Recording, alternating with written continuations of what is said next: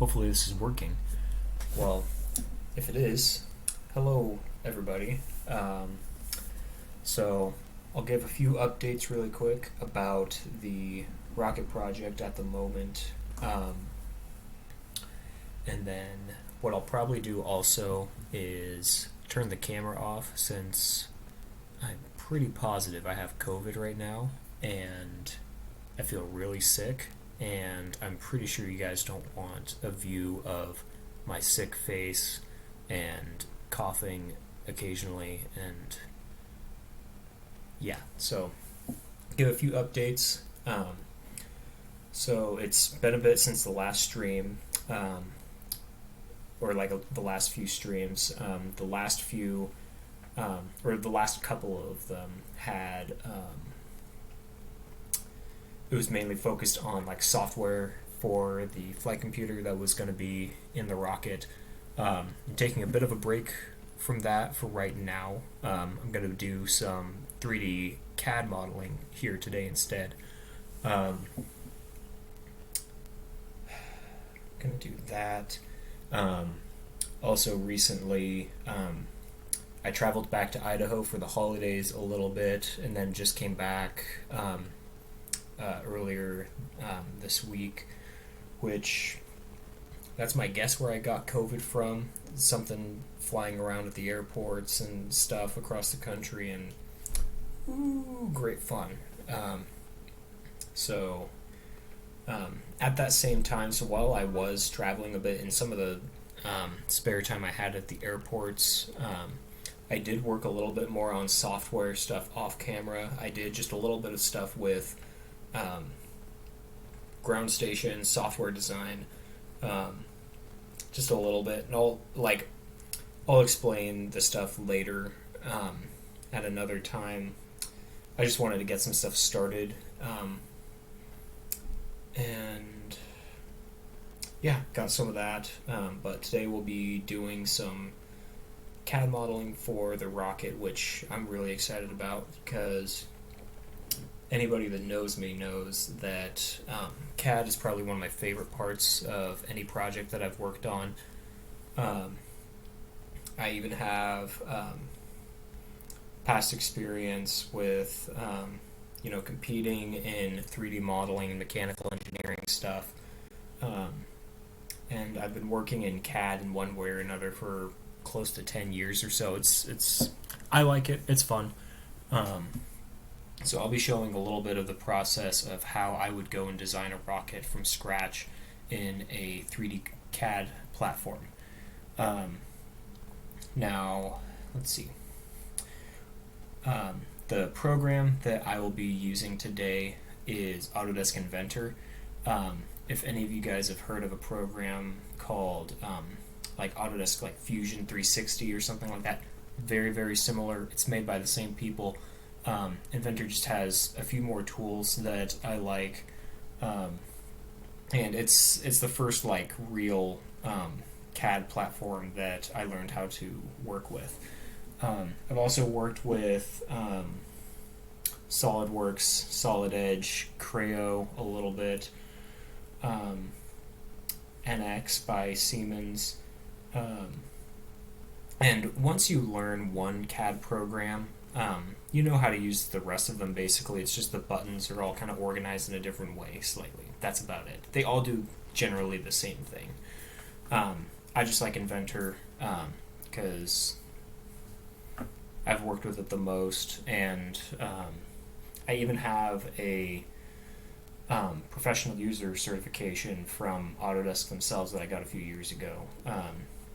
So I really know Inventor. And if any of you have heard of Skills USA or World Skills, like my shirt that I've got on right now today, I did competitions with them for a few years during high school and college, and used Inventor a lot with those. Did pretty well. I've performed at state, national, and world level competitions with Inventor, so I like it. It's pretty fun. anyways, I'll stop fangirling over Autodesk Inventor, and yeah, I'll get into some of the work with this. So I'm going to cut the camera because I look like absolute garbage right now, and also apologize for my voice if it sounds horrendous, because my throat is absolutely killing me. It hurts to talk, swallow, eat, drink, breathe, or whatever. But yeah, so I think I finally have COVID. I'm still waiting on results right now, like for a test, but pretty positive I have it. I haven't felt anything like this before, and all of the symptoms I've got right now line up with the magic coronavirus, and so yeah, it's great fun. So bear with me, please, and I'll try to have this be as informative of a experience as I can. So I'll get started. So a lot of the parts that most of the parts that we'll be working with today are there. So they're either going to be from some of them are going to be commercial components from Lock Precision. That's where I got a lot of the rocketry components from, so stuff like body tube, nose cone, and whatnot. And then there's some other stuff that'll be kind of more custom, so like the Eden flight computer PCB assembly that I showed a while back, and some different like 3D printed components to kind of like have those electronics mounted inside of the rocket. So I'll be working on some of that. Let's see. There is some stuff I already have saved on my computer. Some of the stuff is very simple stuff like some of the electrical components, so stuff like a switch, or some of the like Adafruit boards, so like the IMU or the environmental sensor and whatnot. Some of those I already have, and those you can make yourself pretty easily if you want. I'll also be uploading files probably some point after this.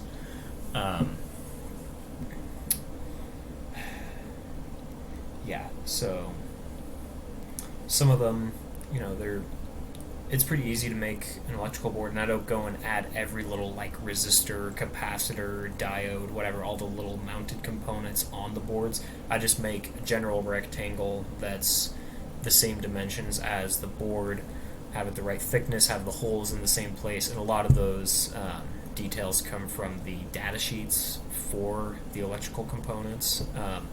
Most of them will have, or at least the Adafruit ones, they're really good about putting a lot of the designs, or like the Eagle CAD schematics for their boards up on their website, so that you can get the exact locations of everything. And anything that you can't get, you can also just get a set of calipers, measure everything however you need, and that also does the trick. But yeah, so I'm going to start with, let's see, what I'll probably do, so I'll cut the camera in a second. I'll show again the design of the rockets that I am making, explain just a little bit of again, just give a quick summary, and then get to making it. So I have Inventor open right now, but let me switch some things around really quick, and I'll pull up OpenRocket really quick. Let's see, just a sec.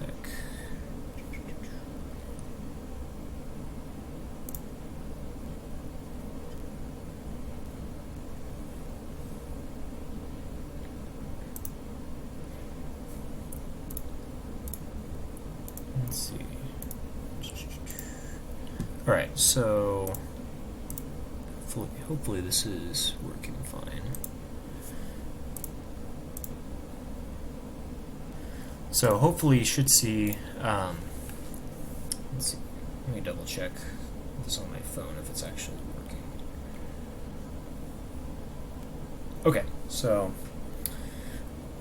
what we have here, so this is Tigris. This is the base model that I'm using for my L1 certification. So basically you've got a 75 millimeter diameter body tube right here. It's about 34 inches long, has some fins, a giant inner tube right here, which will be used for the motor that'll be on the inside. Excuse me, sorry about that. Also, I'll probably be coughing a lot during the stream. I apologize because COVID is just so much fun. So that tube that's in the middle right here, that'll be used to mount the motor. It is if I remember correctly, it's a 29 millimeter diameter tube on the inside that will have some centering rings in different areas. Then you have your shock cord and parachute here, nose cone right here, and then there will be electronics mounted inside there. Now, as I mentioned previously, this rocket is designed to be used for both a fully for an L1 or level 1 flight, but part of it can also be used for a level 2 flight, such as this rocket right here. So this is Tigris Sigma. This is basically an extended version of the rocket where basically this bottom half right here can remain the same. Basically, if you take, let's see if I can have these side to side. Let me flip this around really quick. So if we get basically the body tube, fins, all of this whole assembly here on the bottom, and take off the nose cone, we can then just use it as the bottom half of a dual deploy rocket, which will have a coupler in the middle, like with an av bay there, an empty nose cone up here, and then have a second body tube up at the top that has room for your main parachute. Let's see. So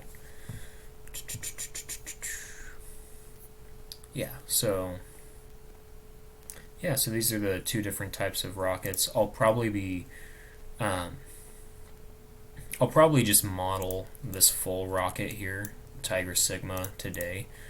And then one thing that's important to note is the electronics here in Tigris, right here on the left. So the electronics are going to be designed so that the electronics can easily be removed from this nose cone and then placed into this av bay here instead. And vice versa, they can go back between each other depending on which configuration is flying. The coupler right here is a 6-inch long, 6-inch long body tube coupler that'll have electronics mounted on the inside. I tried to get an 8-inch long coupler, but when I tried to order the parts, they didn't have 8-inch in stock, so 6 inches is good enough for right now, I think.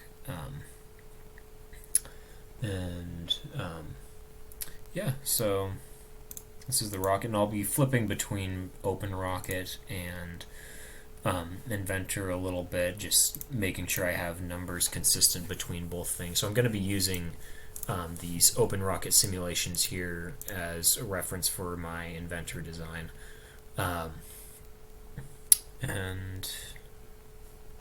So let's go to Inventor. So if you've never used Inventor before, don't worry, it's pretty straightforward. It's pretty, like, one thing I like about Inventor is the user interface is very, very friendly, or at least friendlier than some other CAD platforms that I've worked with. So I'm going to just make a new file. I am probably going to work in metric. Yes, I'm in the United States, but metric is just really, really nice with things.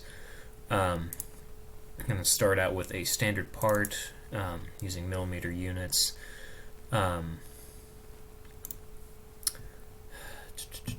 one thing that's nice with Inventor, and I'm pretty sure it's the same thing with other programs too, but you can use different units in the same file if you really want. So I'm going to start off with making the body tubes right now. So let's see. So if I remember correctly, the body tube right here should be, yeah, so the inner diameter is 3 inches, the outer diameter is 3.1 inches, and the length is 34 inches. So I'm going to make just a couple of circles really quick. 3 inches and 3.1 inches. Take that and extrude it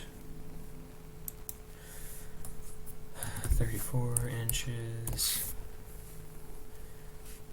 which, alright, so here we have our first body tube. I'm going to set this as, so up here at the top right here we have these buttons which can be used for material and appearance. So we can do, let's see,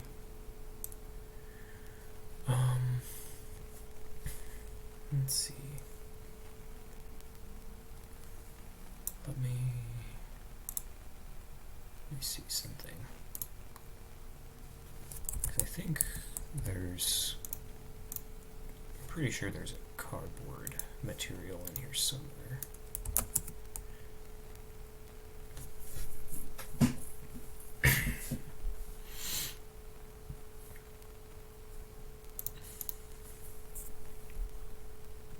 Let's see. I don't know, but, well, actually, material doesn't matter really, at least with how I'm making this rocket, because I'm using the details from OpenRocket to check where my center of gravity and center of pressure are going to be. And so mainly the 3D model here is going to be more used to design 3D printed parts around for like the electronics and other things, and to make sure I can kind of fit where all the parts need to be. And then also some changes might come around when actually like physically building the rocket as well. So let's see, there should be, is there a cardboard? Okay, so there is a cardboard. Oof. Let's change that a little bit. Let's try, that is a really ugly cardboard texture. Let's see. Cardboard. Okay, there's a few others here. That's a little more realistic there for what I've got. Also, the rocket, I'm gonna have it be black. I'm gonna have it painted black on the outside with some decals put around the rocket in different areas. So I'm gonna change. So right now, that little option I clicked down, that applies this appearance to the whole part. But if I select just a certain face, I can have it be a different color if I want. So I could do like smooth black or something, which looks like that for right now. Which I think that'll work for right now. So I'm going to save this now. Save as, let me go to, let's see, CAD. Alright, so let's see, I'm going to call this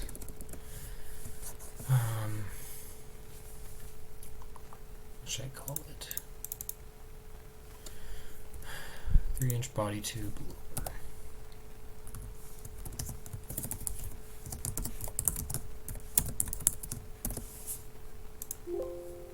Or let's do 75mm body tube. Lower.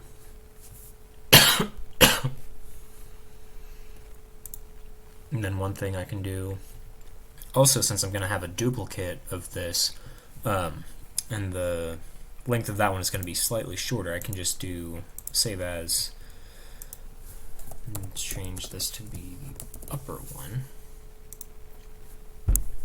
Then I can change this extrusion length right here to be, rather than 34 inches, it'll be 32 with the design that I have.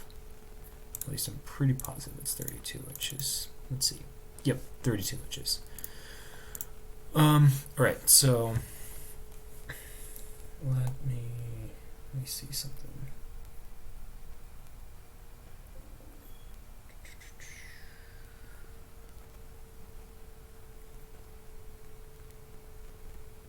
Okay. Yep. Alright. So that one is there, and then also going to have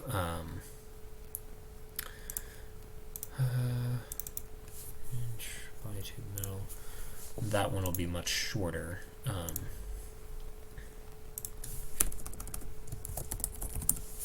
Middle. This one is just going to be 1 inch.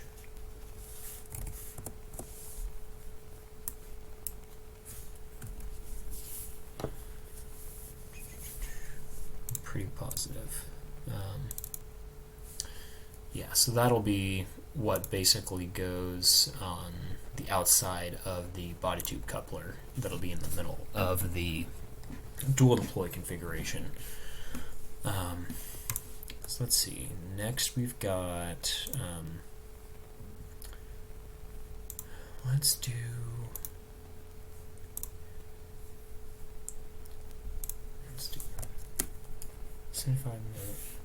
75mm body tube coupler. Now I'm going to modify this part and just have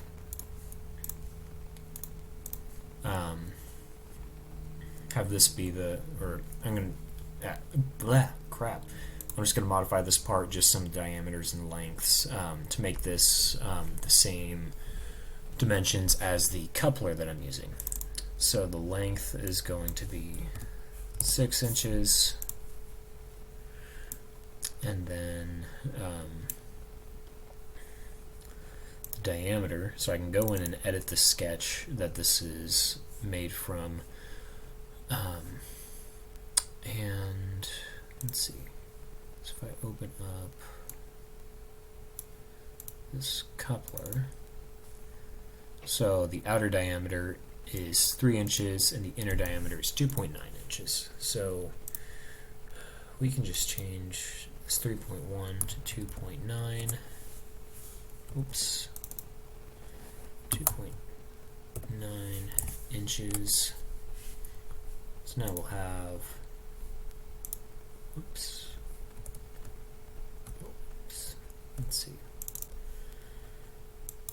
So we'll have 2.9 inches, 3 inches. So now it's just ever so slightly smaller. And yeah, so I'm going to save this, and then let's see. Actually, one thing I'm going to do is,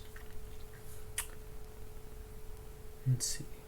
Let me go off camera for a second and adjust some files around really quick. So I'm going to make a folder specific for the dual deploy rocket and one for the normal rocket.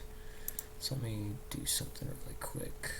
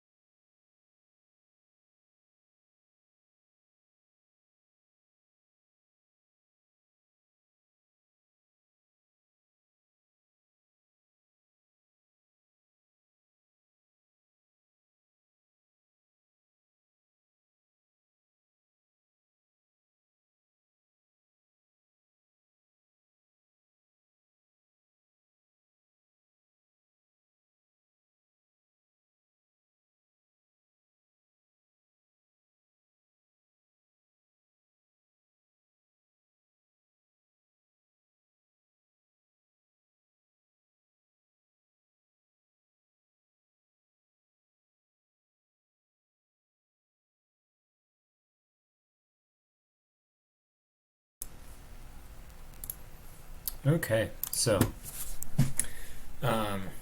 moved around some files really quick, nothing too crazy.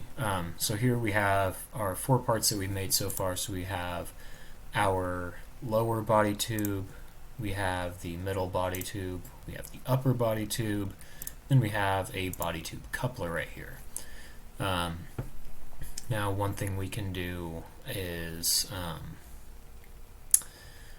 we can start, since we have a few components together, we can start putting together an assembly for the rocket. So let's see. I'm going to go, let's see, file, new, so we'll make a new assembly in metric. So we'll take that a second, then we can place parts, and let me go to,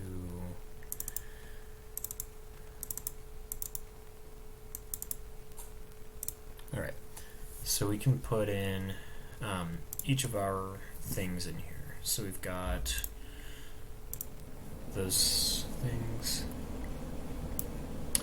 So we've got, oops, let me move this around a bit. So the lower one, middle, upper, and the coupler. So let me move this around a bit. Let's set current view as home. Alright, so then these are all just kind of scattered around, however. So one thing that's good to do is to try to constrain or like set your whatever your assembly is around like the origin of your assembly file. So like if you remember when starting a part for the very first time here, how you start with the sketch and you have to make a sketch off of like your either any of your 3 initial planes in the like X, Y, and Z. So what I'm going to do is I'm going to constrain the origin of the lower body tube right here. So if you see these planes right here in the origin subsection for the body tube, I can take each of those planes and then constrain them to the overall origin planes for the assembly. So I can make those visible for you as well. So then it kind of helps demonstrate. So right now it looks like just some weird planes and stuff, but that's so there's these 3 planes right here which are around the lower body tube, and then there's these other 3 bigger planes, which those the only reason why it looks weird is because it's trying to encompass all of the parts that are currently in the assembly, and that'll change when everything is stacked and lined up properly. So I'm going to constrain each of these to be coplanar with each other.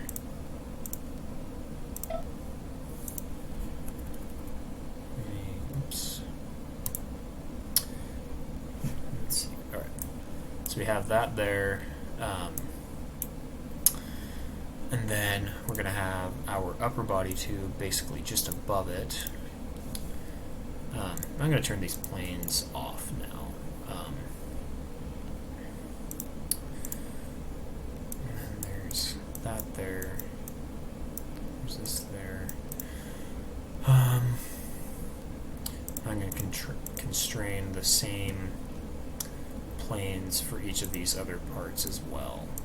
I'm going to constrain them to this lower body tube, since that's going to be where everything is kind of centered around or based on. And I'm just going to, right now I'm just going to constrain to these 2 planes right here, or these mid planes that go and cross with the central axis of the rocket, so that everything is all aligned with like the X and Y directions around the rocket. I won't align to this plane, at least not yet. These right here, because they need to stack on top of each other basically, so I need to make sure that the bottom plane of this ring right here will be basically flush with the top edge of this body tube, and then same thing with this top face right here, have that be flush with the bottom face of the upper body tube. One thing I want is to have this this section of body tube to actually be basically right in the middle of this coupler. So one thing that we can use is we can actually make mid-planes in each of these parts right in the middle that go across the part. So if I go to each of these really quick, what I can do is I can go to the plane tool up here, and there's different options you can do right here, but one common one I use is to make a mid-plane between two different planes. So I can select the top plane and the bottom plane, and then now we have a nice plane that goes across the middle right here. And then I'm going to do the same thing with the coupler. I'm going to make a mid-plane between the top and the bottom. So now we have that right there, which is nice. So now, in the assembly, so we can see these two planes, so then I can constrain them both together. Oops.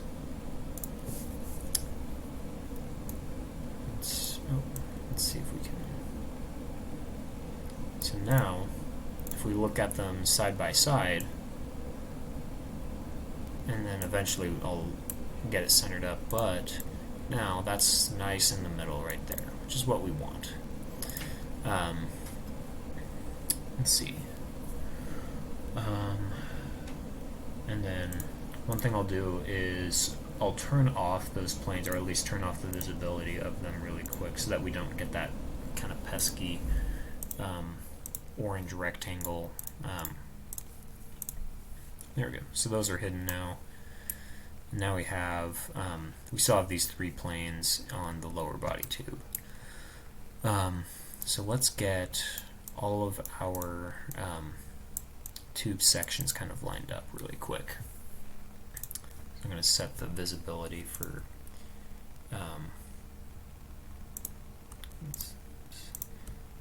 set the visibility for these, and then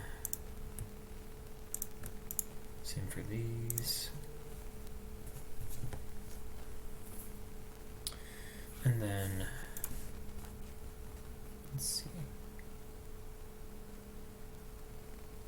same thing for the upper body tube.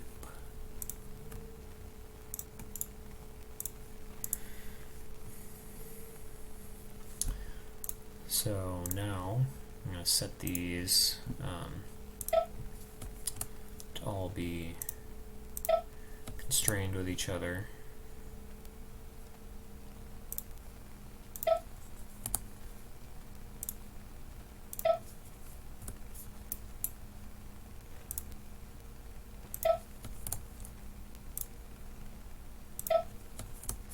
There we go.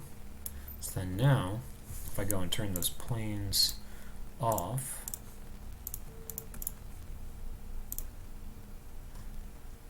we can have, so we have the start of our body tube section. So everything is lined up right now, so now I can basically just take these and stack them. So I'm going to constrain this top face right here and make it flush with the bottom face of that body tube section, and then same thing just on the other end with the other body tube. So now we have that, which now we have that, which doesn't look anything too fancy right now. It's just, you know, it's cardboard tube, nothing fancy right now, but we'll start filling in things around it now. Let's see. So, alright, so we have empty upper section right here. I'm going to, let's see. So for right now, so I'll show the nose cone that I got from Lock Precision really quick. Let me go and let's see. Lock Precision. So let me show. So I ordered parts, I just haven't gotten them yet. Like I don't have them physically with me yet. I have some of the parts just here at the moment, but I don't have the exact nose cone that I'm using. But I am using, let's see. So it looks, let's see, where's the description for it?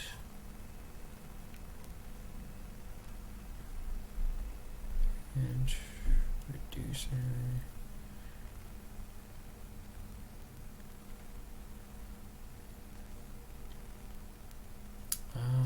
I don't know where it is, but it looks like one of these. So it's an ogive shape nose cone where it's straight tangent with the body tube at the bottom, goes up and curves up to a point towards the top, which is just a little rounded. For right now, I'm just going to basically copy the geometry for the nose cone from OpenRocket, since for right now the exact shape of it doesn't need to be exactly the same, but I just want to get a general shape for right now. Once I have it physically like in my hands, and like once I start making modifications to it, I'll update the CAD for it later. So like trying to get like the exact thickness of like the plastic shell that the nose cone is made of. So I probably won't get that right, at least for right now. But once I have it in my hands, I'll be able to update the CAD later. So one thing that's cool about Inventor that I like is that you can bring in images from wherever you want, and then use those images in sketches to make different features. So like I'll show kind of how I would make this nose cone really quick. So what I could do is I could, let's see. So I think that's zoomed in enough for what I want. Let me see if I can.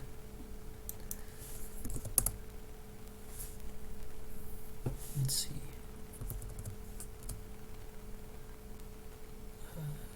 Let's see. So we have that. So really, I just need this curved section right here, and then the cylindrical section that goes and inserts into the body tube. I can get that just with math. But the curve is a little harder to get since it's a unique geometry. So one thing I can do is I can just take a screenshot of this really quick. So I'm going to do that. Let's see. Print screen.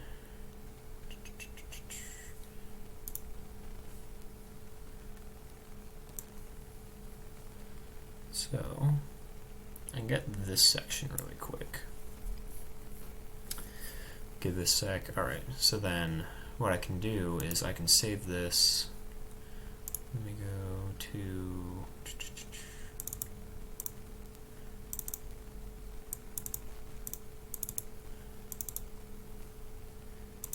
let's see.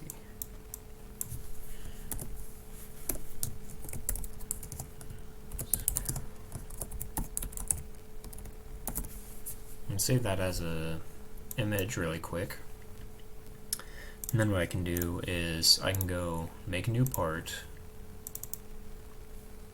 So I'll make a sketch, and then I can import the image in like this.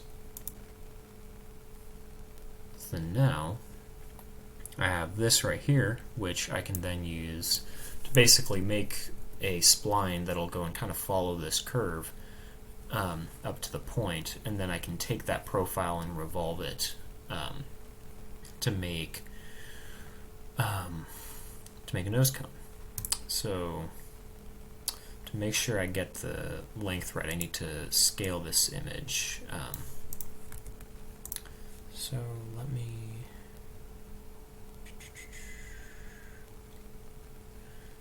see. All right, so the length of the nose cone is 12.5 inches. So basically, that's from this line right here, basically where it meets the top of the body tube, all the way to the point at the very top is 12.5 inches. So if I go and make a line from right around the point, 12.5 inches. Luckily, oh, very nice. So the image did scale properly since I was at 100% zoomed in on OpenRocket. So we have that right now. So then what I can do is, and this is just kind of guesswork. For what I need, this is close enough. If you were really concerned about the geometry of the nose cone, then you could get some calipers, measure everything up. But I will be doing that, just not right now. And so I'm going to make a line that goes from the top, or goes from the top of the body tube basically up. Let's see, so 3.1 inches divided by 2 is 1.55 inches. So now we have that right there. So then now we just need to make a curve that goes and fits around there. So what I can do is I can make a spline that, if I start on one end and have it continue through, I can basically set some points together that the spline will interpolate and fit this curve fairly closely. So we'll go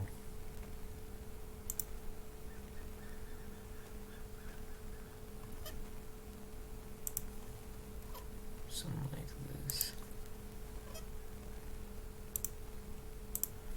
So this isn't exactly perfect, but it's good enough for right now. And let's see, one thing I'll do really quick is I'm going to take this and actually rotate it really quick to be vertical, and then I'm going to move this origin here at the this point right here, so that it's at the center point of it's at the origin of the part. So I can use the move tool really quick. Move, click a point, so I'm going to use that base point really quick. Move that to there. And then I can use the rotate tool. Select everything, center point, click that. And then 270, shabam. Now we have that all nice and happy. One thing I'll do really quick, I'll get some music going really quick, since I'm sure my voice is not the most enjoyable thing to listen to right now.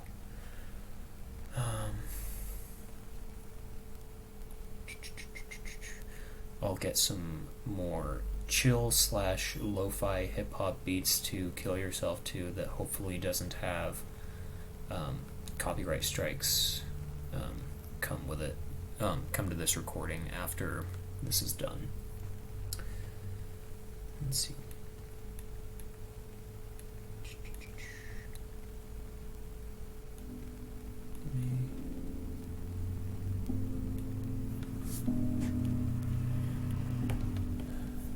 I don't know if you can hear that, but I can hear it, and it's good enough for me. Let's see.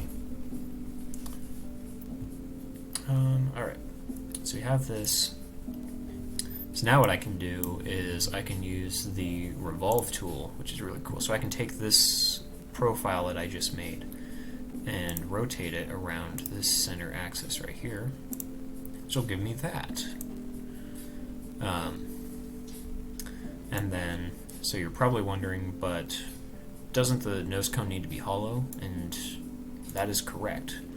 One really cool thing that you can do is you can design a whole part however you need, have the outside be whatever you need it to be, and then it's a little loud. And then you can use where is it? This tool right here, this shell command right here, and that'll actually hollow everything out to a specific thickness that you specify. So let's see. One thing I'm going to do, I'm going to add the lower section of this nose cone really quick. So the little part that inserts into the body tube, and that'll be 3 inches.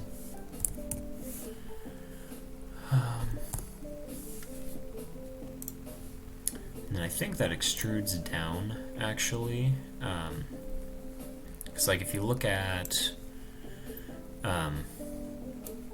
so if you look at each of these, they have a little section that goes down a little bit, and they have the little loop that you can tie your parachutes and shock cord to.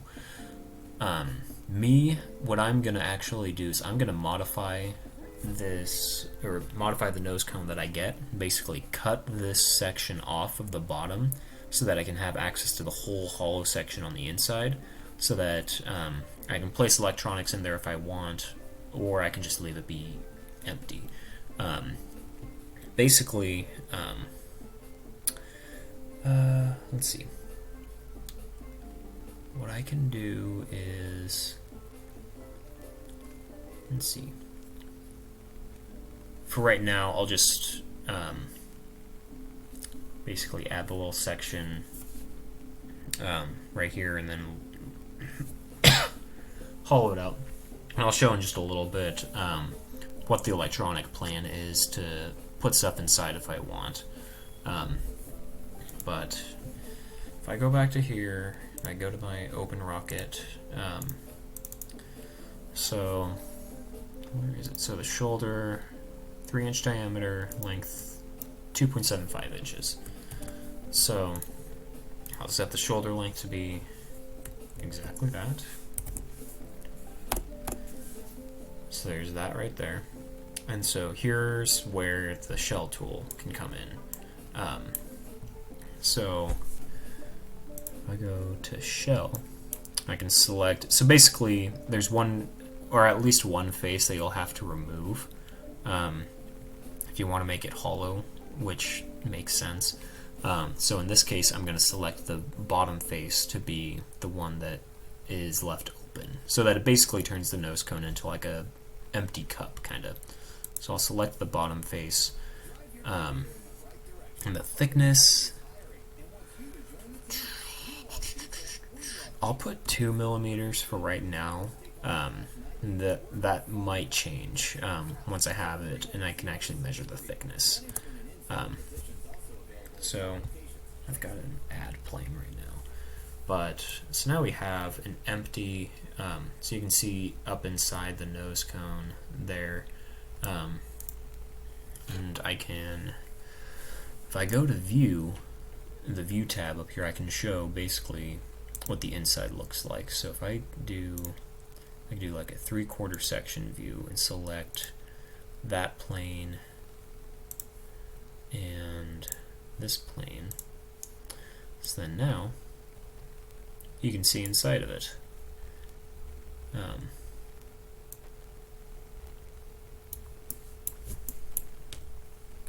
that actually looks a little bit weird. That might be.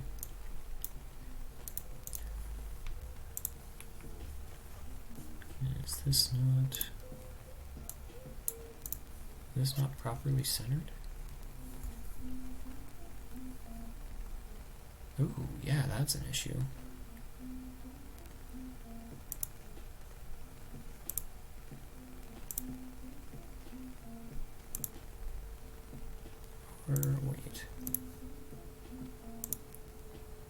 Okay, so that's there.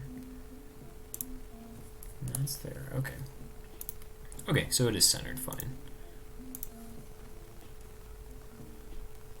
Okay.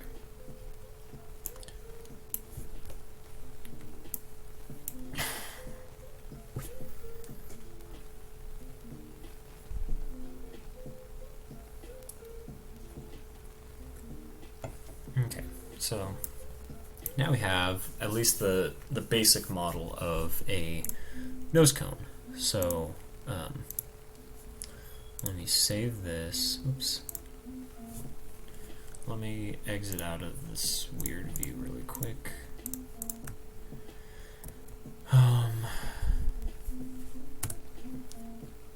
Tigris Sigma. So this is going to be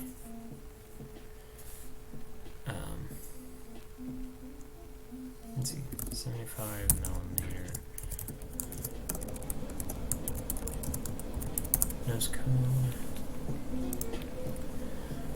And then I'm going to change the color to be black, because this will also be, oops. So this will also be black. So if I go to the assembly, now I can place that nose cone in there. And I'm going to constrain, oops. I'm going to constrain the X and Y axes of the nose cone with the upper section of the body too. So, or actually, I might constrain it with the bottom one, actually, never mind. So let me pull up those two mid planes. So that one and that one. So, alright, so now we have those two mid planes there. I'll just constrain them with the mid planes used on that lower body tube. So let's do that, that, that, with that. Then you can see it got sucked down a little bit, but we can take that, turn off these two planes, or turn off the visibility, and then constrain that face right there with that. So now we have a very tall rocket. It's close to 80 inches tall, and then the other version will have basically this nose cone be just on top of there, of the lower body tube. So we have that. Let's see. So we have body tubes. We have nose cone-ish. Let's get some fins next. That'll be good. So let's go and open up. All right. So let's look at the fins here. So one thing I like about OpenRocket a lot is like you can do whatever fin shape design you want to do, and so then you can basically have a collection of points all put together so that you have the exact coordinates and dimensions for everything. So I'm going to make a new part that basically duplicates the geometry that's shown here, and also with the little tabs that go into the body tube and mount or get epoxy to that inner motor tube on the inside. So I'm going to go back to Inventor, make a new part. And I'm noticing a lot of the... So yes, I'm making parts all in metric right now, but then using American units for things.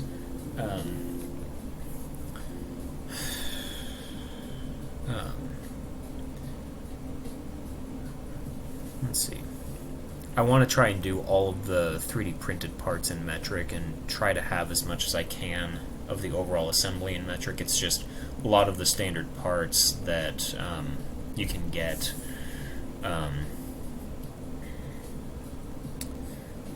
from different rocketry part sources. So like Lock Precision or Apogee components or pretty much anywhere.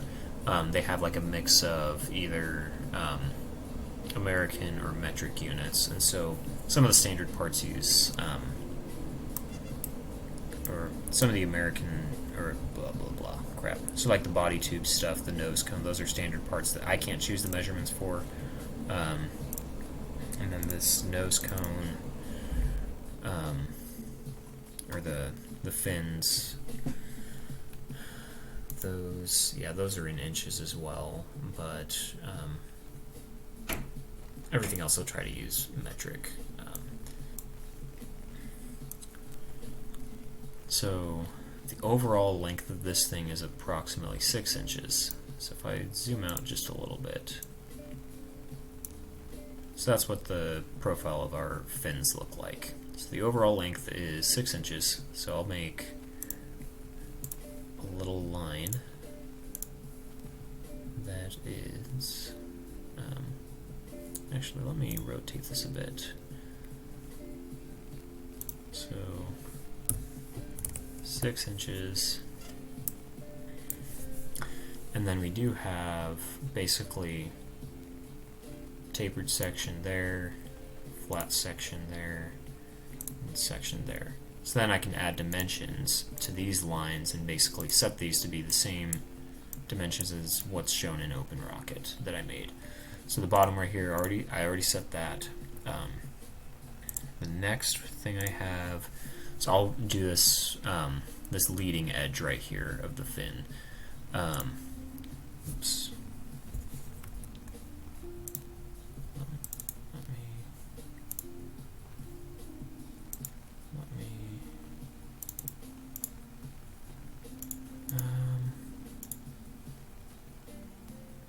Control click, remove a point. Alright. Accidentally added a point on accident. So this leading edge, so that goes from 0 to 4 inches across to 0.7 inches up. So I can go to Inventor and add a dimension for the horizontal component to be 4 inches, and then have the height be 2.7 inches. And then I'll look at the trailing edge. Oops. Wrong button. Oops. So then the next bit is going to be 1/2 inch horizontal by 2.7 inches vertical. So I'm going to add those dimensions as well. So 0.5 inches by, oops. And since this is already constrained to be parallel with this edge right here, we now have so we have most of the, so we have the outer section of the fins done now. Next we have a that little tab that goes on the inside. So I can just set some lines really quick. Make sure everything is nice and square really quick. I'll add dimensions to these in just a sec. So if we go to the fin tabs, the tab length is 5 inches, which makes sense. Since our overall length of the fins are 6 inches, the height is going to be 0.738 inches, and it'll just be right in the middle. So if we go, let's see, whoops. So that was 0.738. Let's go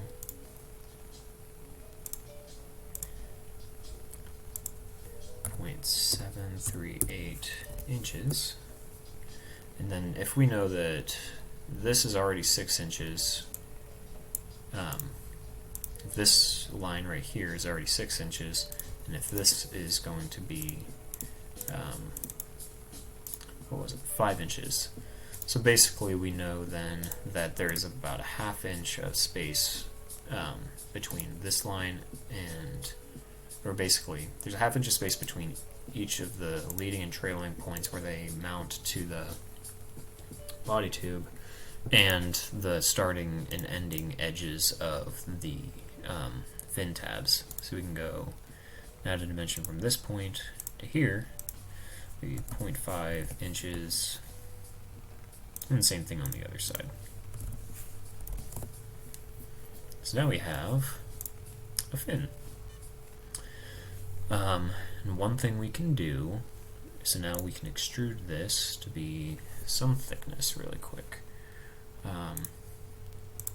So what is the thickness that I specified? So I'm going to do 0.15 inches. So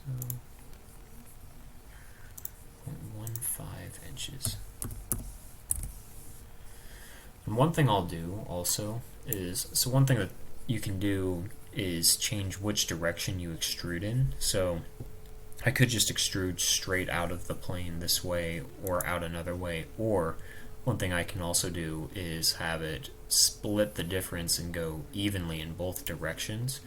So the total thickness is still 0.15, but I can go across the middle right here, so that if I do that, if I go to the origin planes and turn that on, so let me turn that off, so you can then see that plane actually goes right down the middle of the fin, which is nice, so that we can then constrain things nicely in the overall rocket assembly in just a bit.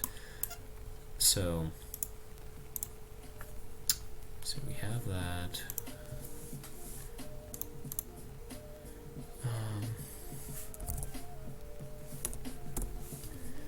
And then I also am having,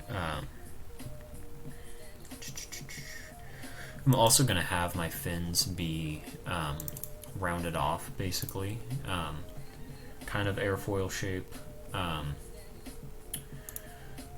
So what I'll do is, so I can basically add a chamfer on the trailing and leading edges of the fins.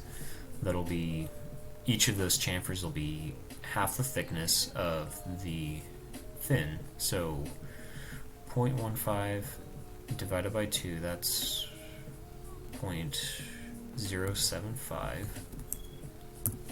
inches. And then obviously it's not just going to be a straight like edge where it goes and meets with the rest of the main plane of the fin, so I can add a little fillet basically. Since this is going to be sanded by hand, there's going to be some amount of rounded edge there, so I can do, I'll just do a similar radius, 0.075 inches. Something easy. It's not too exact, since that'll be sanded by hand. It won't be perfect, but it'll look something resembling that.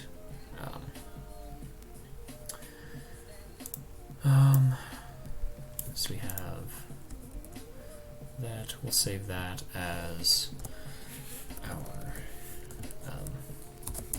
fin.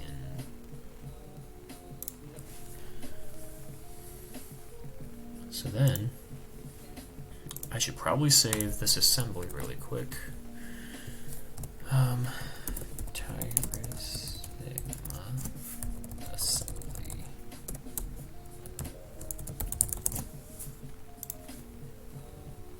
Save that.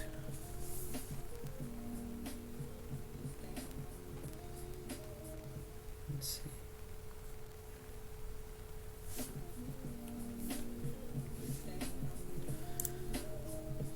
So then now, if we place one of our fins in here,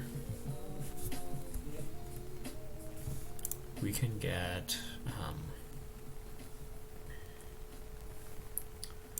let's see.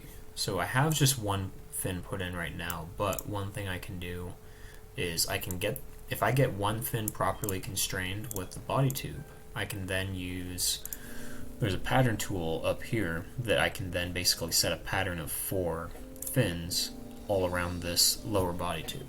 So that's what I'll do here. So let's get our mid planes for the fin, set those to be visible, and I'm gonna set that right there to be constrained with that, and then let's see how far up from the bottom is that. So let's zoom out a bit. So we have the very back point of the fin is actually coplanar with the very bottom edge of the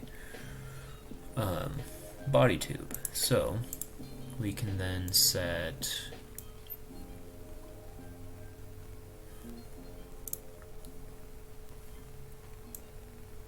let's see, or actually let me go half an inch off from here. Oops, wrong way, alright. And then we'll change the offset between those two planes to be half an inch. So now, if we look here, we have this fin just needs to be then properly tucked in to the body tube right around there. But what we can do is, let's see.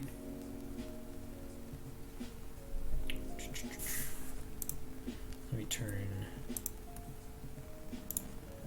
those to be invisible. What I can then do is constrain it so that if I select this face right here, which is the same as that face right here, these are what's going to be touching the outer face of the body tube. So I can set those to actually just be tangent to the outer surface of the nose cone, like this. And then if you see, since this is a round object, there's a little bit of a gap on either side.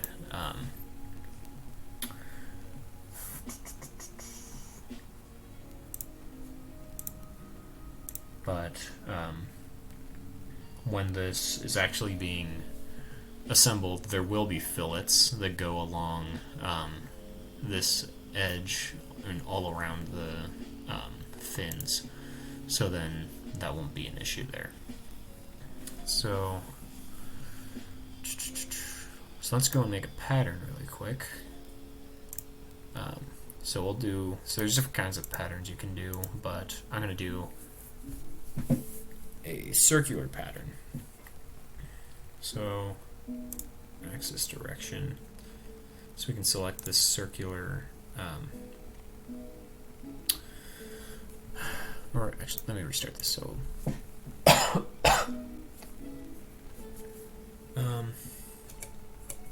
let's see.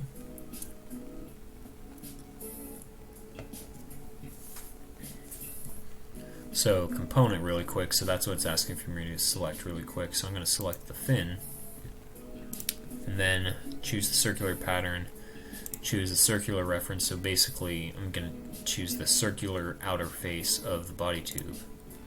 Pick that as like my axis of rotation basically.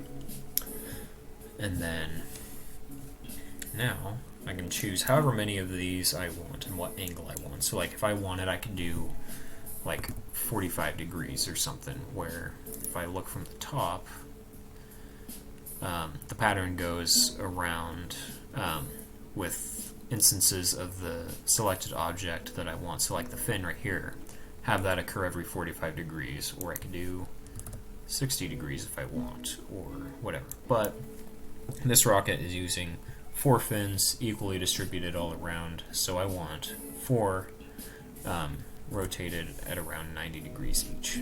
So we can do that.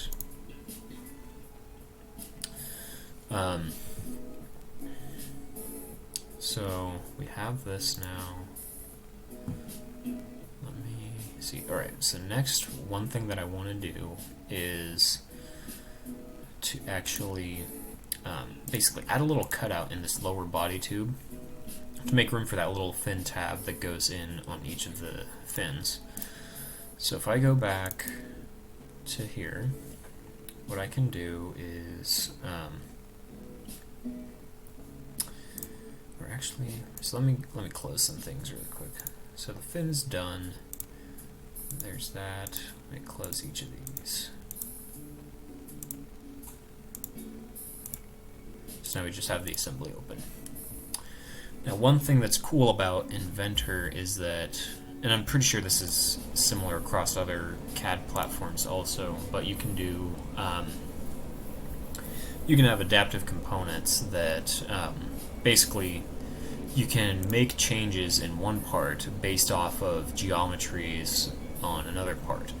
So I'll show an example of how to do that right here. So I can go and I can select this body tube that I want to edit, double click it basically. And then what I'm going to do is I'm going to start a sketch just on that, on this plane right here really quick. So I have the sketch, I don't have anything in it right now, but one thing I can do is, so if you look inside, so you can see each of the 4 tabs coming in on the inside. What I could then do is I can use this project geometry tool. I can actually select a face of one of these fins, the little fin tabs going in here. So I just selected that face right there, and as you can see, so it made a little rectangle. So let me try to angle this properly. So it made that little rectangle in my sketch. Since it goes up inside, it's a little hard to see. But so this little yellow rectangle is basically just projecting that face onto the sketch. So I have that sketch now, and I can go and take that and extrude it and make a cut that basically goes all the way through the body tube. So then now you can see I have a little slot cut out for the fin tab. One thing I might do actually really quick is, so if I go back to that sketch,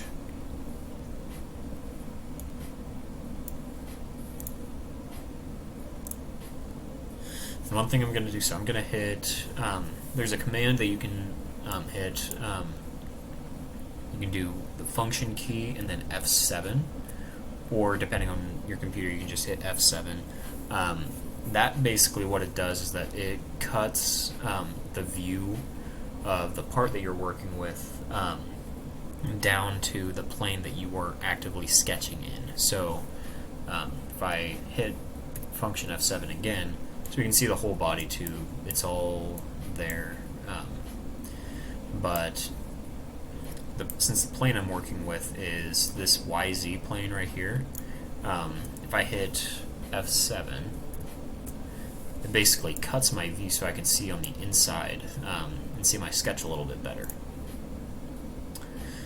So what I'm going to do is basically, so I have the width of the fin, or the thickness of the fin tab here, and I know at the top where the top boundary of it is. What I'm going to do is I'm going to just add some little lines on the bottom end to basically have that cut continue all the way down to the bottom. And I can go edit the extrusion again, select that little region at the bottom, so then it cuts at the bottom there, just like that. So now if we return, if I go and just open this file separately really quick, you can then see there's now a nice little hole cut out, or a little slot cut out on the bottom. Now, I don't want just one of these, I want 4 of these. So I can take that little slot that I just cut, and then I can actually pattern that around as well. So I can select a feature. So I want to select the little cut that I did, or you can also select it from the little tree here on the left. Rotation axis is going to be the body tube again, and I'm going to want 4 of these distributed around 360 degrees, so 90 degrees each. Hit OK. And now I have a little slot cut out for each fin. So just like in here. Alrighty, so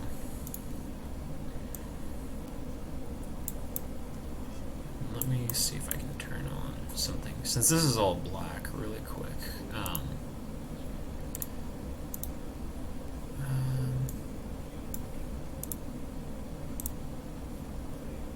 Shaded with edges.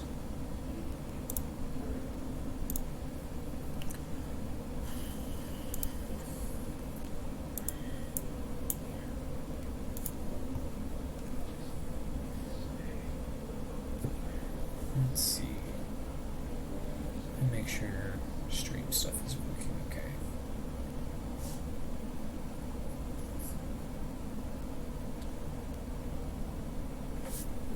Alright. So we have fins, we have body tube, we have coupler, we have nose cone. Next let's do the motor tube that goes on the inside. So if we go, so the inner tube right here, so the outer diameter is that, inner diameter is that. And again, these are from Lock Precision also. So the nose cones, so those are here.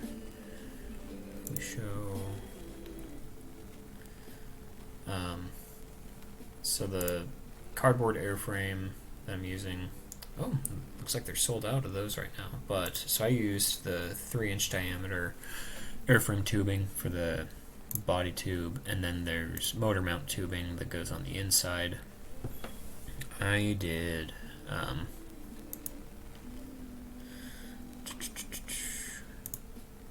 was it 29 or 38 millimeter? I think it was. I think it's actually. Yeah, I might have mentioned the wrong number earlier, but it is a 38 millimeter diameter motor tube, and the one I'm using is 20 inches, I believe. Yes, so I'm using the 20-inch length one, so that then I can put in whatever motor I want. That let's see, because I think the motor I'm going to try and use for so the motor I'm going to try and use is a J-class motor for the Sigma configuration. And the length might change a bit, but I wanted to have just, extra secure length, no matter what length of motor I use. And so since this is the same, so I'll go back to here. So outer diameter is that, and then inner diameter is that. One thing I can do is I can just open up the coupler file, since that already has, it's basically a tube section. I can just change the diameters and lengths to make this then be a motor tube. So I can do save as, I'm going to do 38 millimeter motor tube. Save that. Alright, so the outer diameter is 1.625 and the inner is 1.52 inches. So let's see. 1.625 inches 2 inches. So we have that, and then the length is, I think, 20 inches. Oops, 20 inches, not millimeters. So you have that long boy there.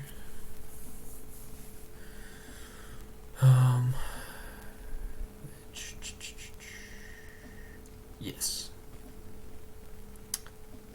And then, yeah, so that'll be mounted straight to the bottom of, or the bottom of the motor tube will also be at the bottom of the body tube on the outside.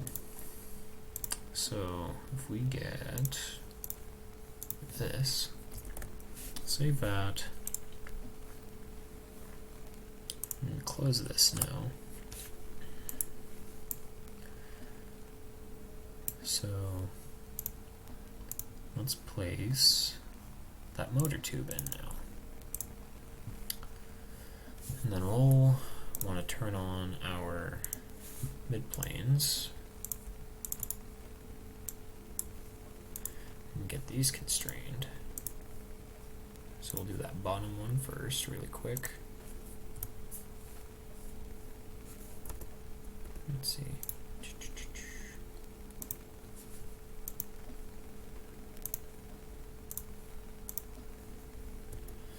So now, on the inside, so if I'll turn those planes off really quick. So now we have that motor tube in there.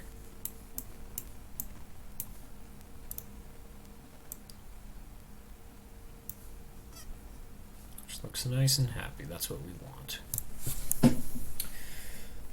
Very cool. Next, let's see.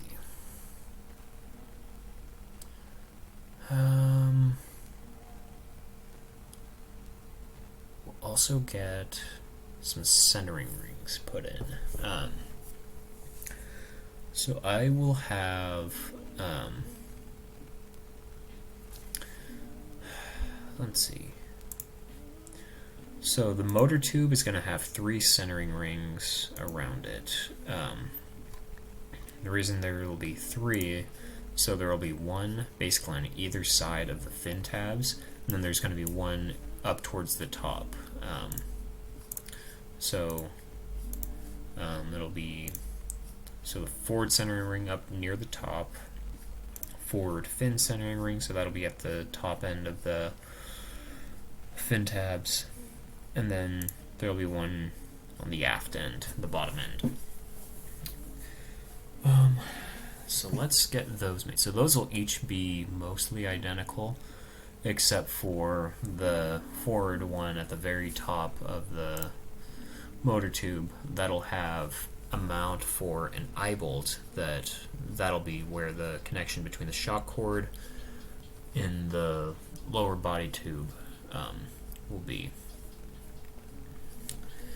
So we can make just a generic, let's see, generic centering ring that'll look like, so we'll have outer diameter is that, inner diameter is that, thickness 1/4 inch. Is that the same for all of them? Yes. Alright.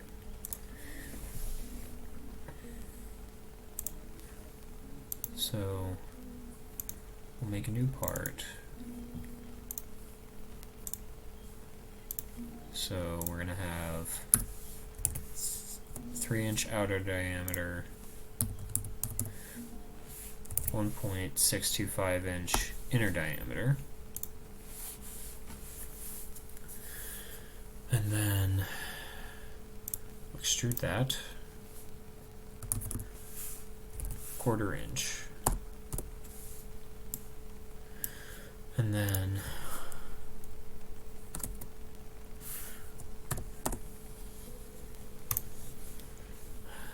we'll have that right there. So I'm gonna, so there's gonna be 3 versions of this. Let's see. So I'm gonna have it, let's see. So I'm gonna save this as let's see, centering ring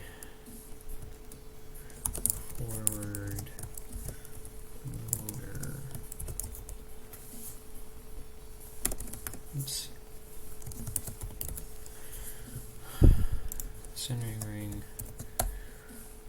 forward motor tube,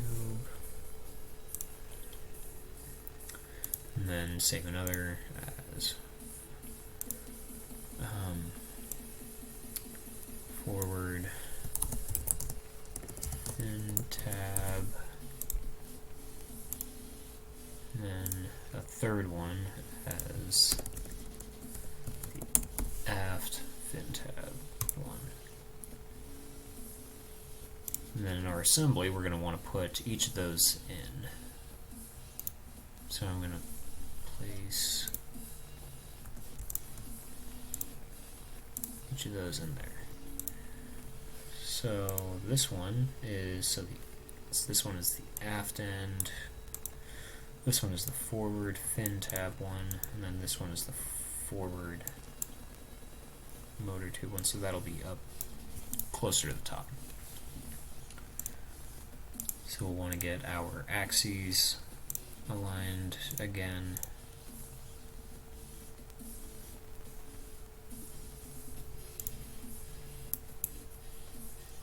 So we'll get, let's see, that lined up with that. Where did that go? Did that go on the inside? Okay. So just moved it. Alright, so we have that one. Next we'll constrain this one with there. Which I think that sucked it inside now. Which, yeah, it did. So I'm going to move that down and out a little bit. And I'll fix the height in a little bit. I just want to get each of these axes aligned first. So we have that.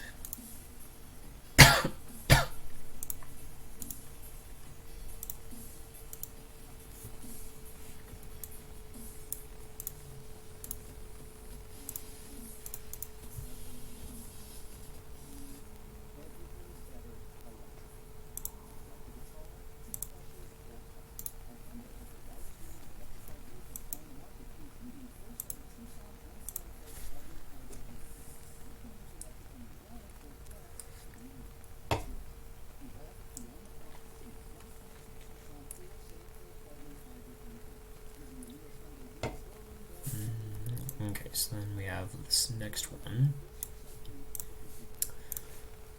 Alright, so we have that plane there.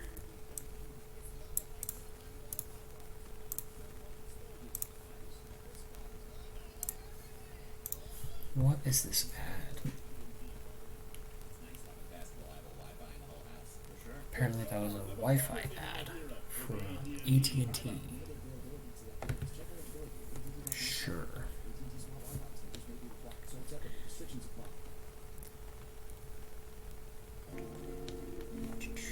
Alright. Let's see, so next we have alright, so we have our axes set up. Go back to open rocket. Now these are different distances around. So let's zoom in a bit.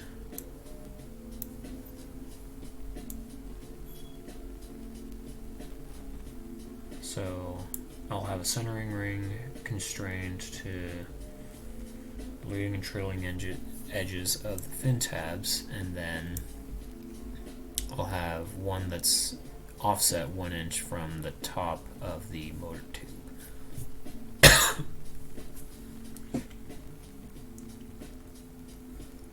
Alright, so we'll have. Alright, so let's get that constrained here. And I'm gonna turn the visibility off for that lower body tube. So then now we see just this. So then I can constrain each of these as needed.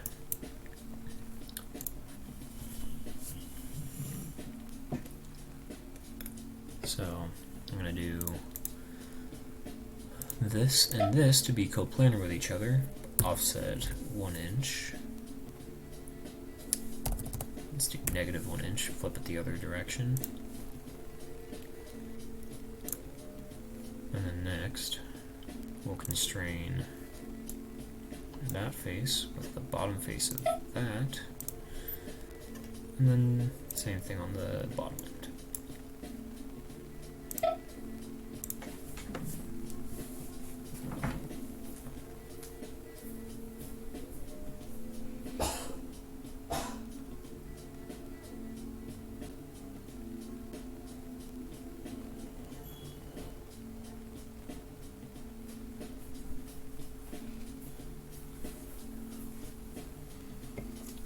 Okay. So now we have that. And let's bring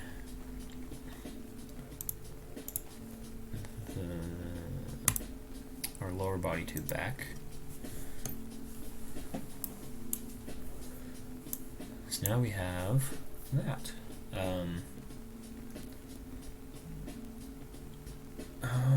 Alrighty.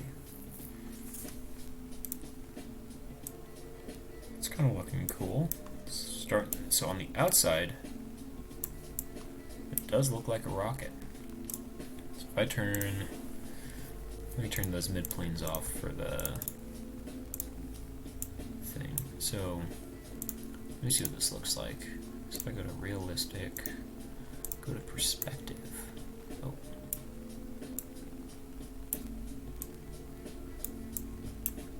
I can even turn on ray tracing.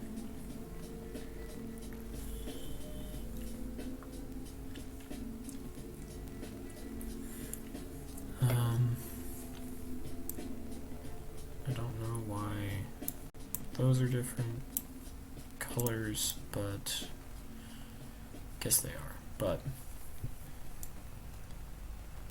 anyway, that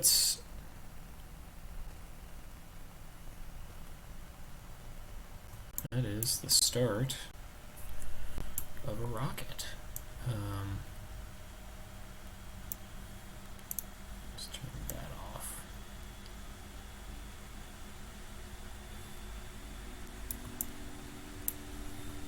Okay.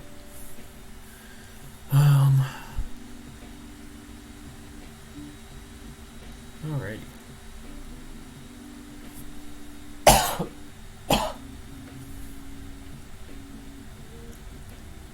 Let's make sure that stream is actually still working fine. Okay, yeah. Alright, so now we have outer part of the rocket. Now start filling in some of the guts on the inside. So if I do a half section view across one half of it, turn that back.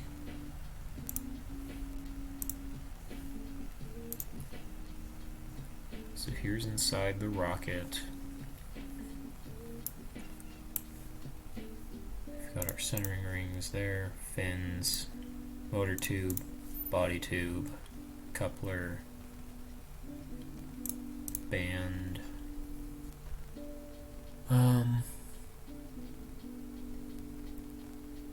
Let's start working on the electrical. So let's see. Yeah, okay. Yeah, let's start doing electrical. So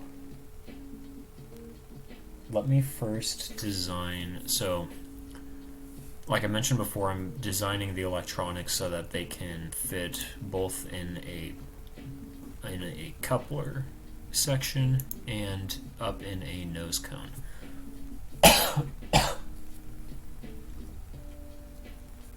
Sorry about that. So designing the electronics so they can go into both of those. Since the coupler is a little bit small, sorry. Sorry, my throat is absolutely trashed right now. But okay, so since the coupler's got a little bit less space than the nose cone does, I need to try and make sure I can constrain all of the electronics to the inside of the coupler. So, let's see. If I go to the open rocket, let's look at where our bulkheads are on either end. And so,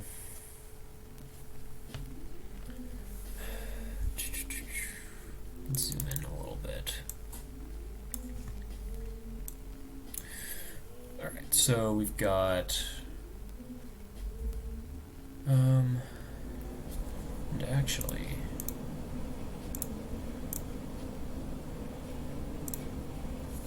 those bulkheads are actually in the wrong spot. Those need to be flush with the ends of the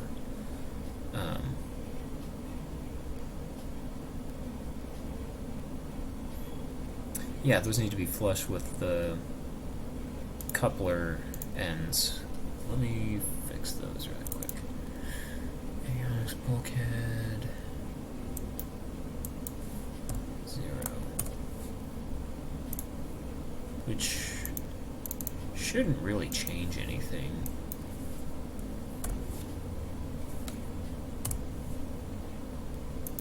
Yeah, didn't really do too much. So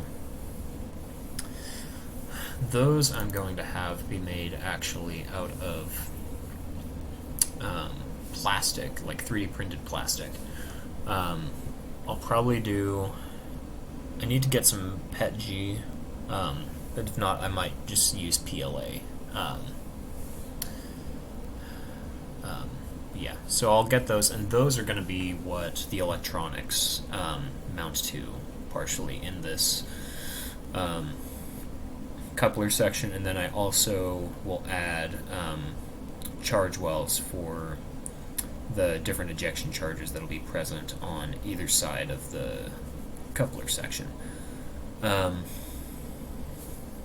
see. So, alright, so we have that. So I'm going to make now, so let's go back to inventory. Let's make those bulkheads really quick, or at least start them. So I'll go start a new file. So the outer diameter of these are going to be 2.9 inches, since that's the inner diameter of the coupler. And then extrude that half an inch up.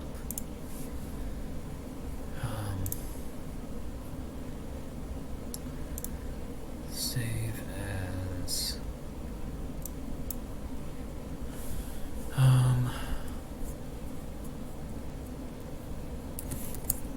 bulkhead aft coupler. And I'll have another one of these. Let's see.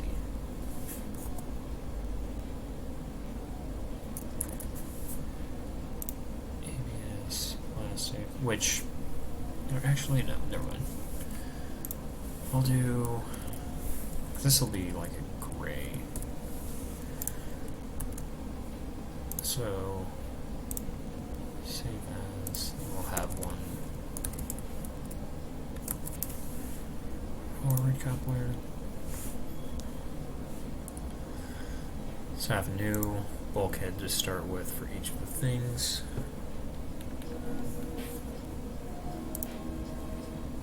So let's exit our section view. And let's just hide each of those outer two body tubes.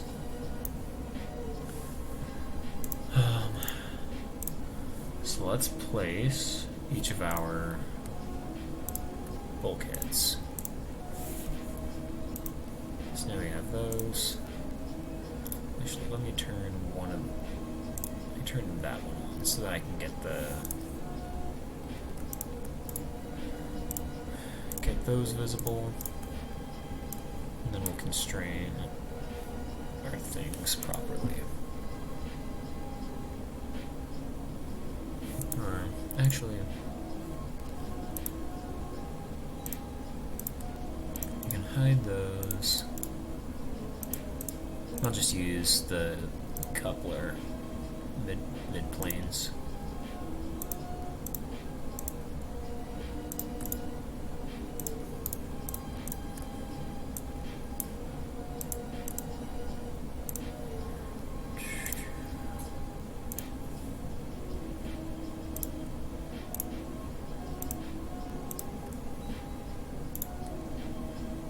Set those to be visible. So this is the aft end, so this will be down at the bottom. This will be the forward one.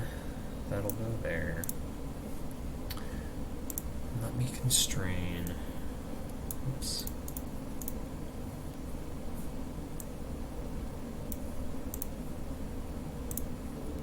That to be there. And I'm gonna actually have that end be flush with there that way, because there's going to be stuff basically added on these interfaces right here that will interface with the electrical stuff on the inside for mounting. So we have that. Let's get our planes.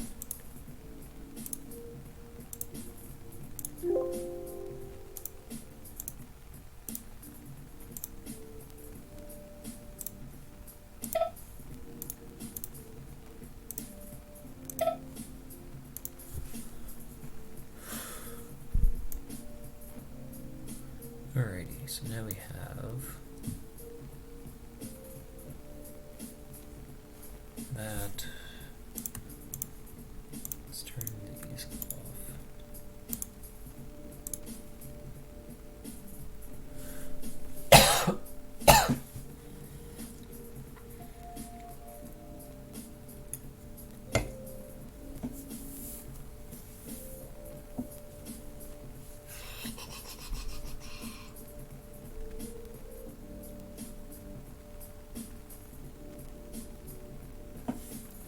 Alrighty.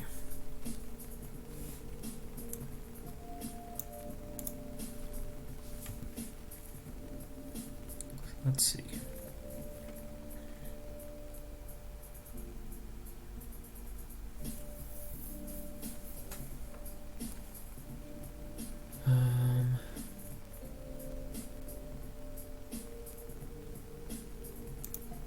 Let's see. Alright, so we have that.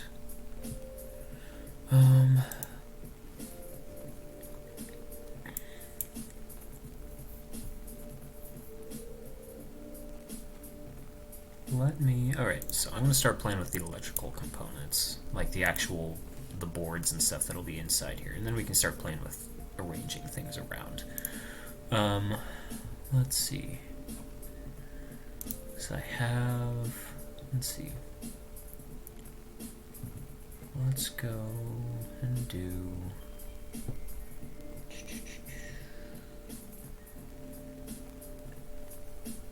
because I think I have some of the parts already made.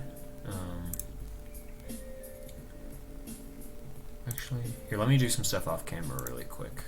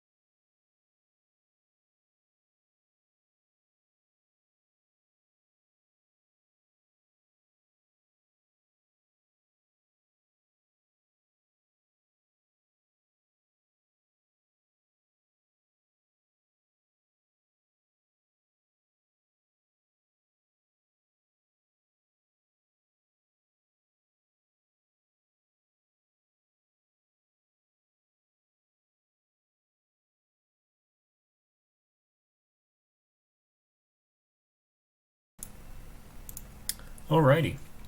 So I was going through some files really quick to check on some things. I didn't want to show anything that doesn't need to be shown to the entire internet, like stuff with other work stuff. But I pulled up some files that I have in Inventor. I have some different models already made for some of the different components that I'm using. I'll go through these. So, if you remember the little breakout PCB that showed how to make a little bit earlier. So basically, there's a whole bunch of pieces that are all. There's a whole bunch of components that are all mounted to a common PCB. With everything interfacing with each other with wires and whatnot. I'm not going to go and model every single wire that goes through, but I am going to model like the mounting, or like the breakout PCB, or the breakout board that all of these components mount to. And then we also have, so here on the left we have our IMU, and then just after that we have sorry about that.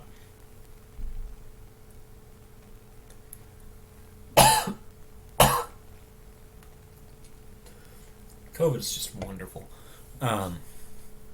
Next we have some breakout pins, or our bus lines that have we have breakouts for each of the pins on whatever female row we have here, and then we have 4 rows that are power, ground, and then data lines for either servos or serial communication.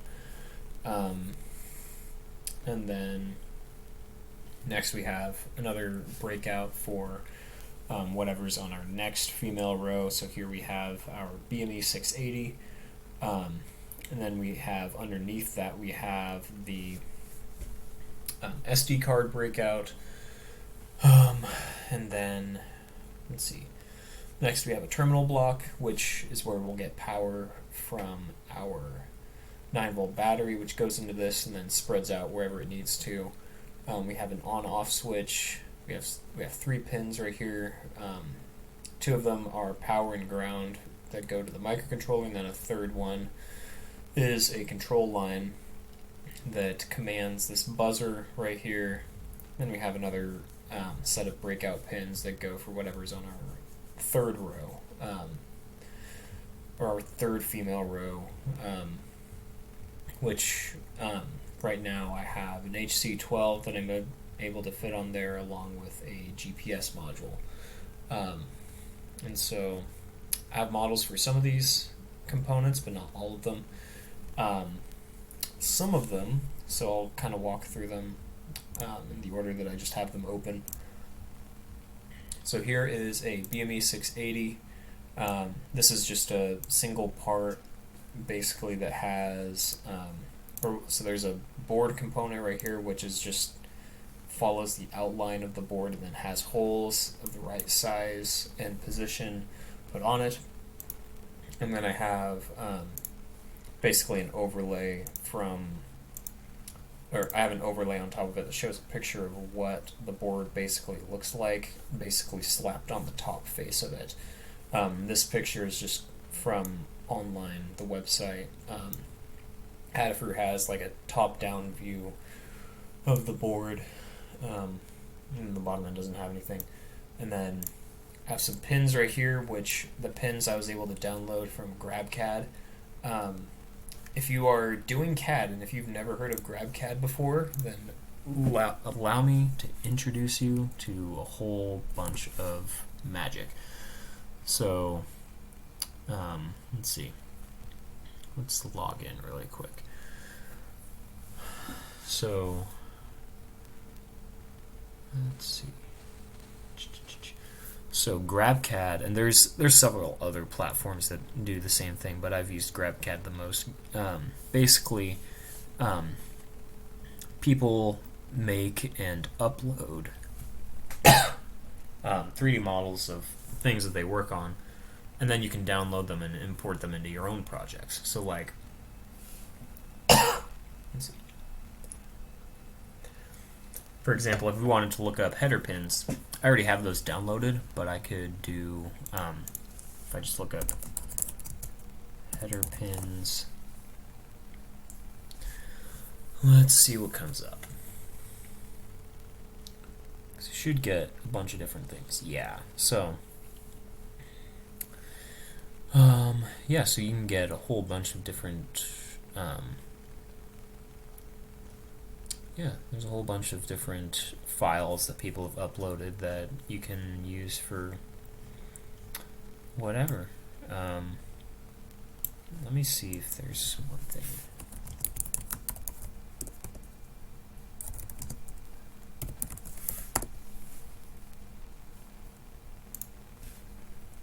Is this what I think it is? Oh, yeah, I don't want that. Never mind.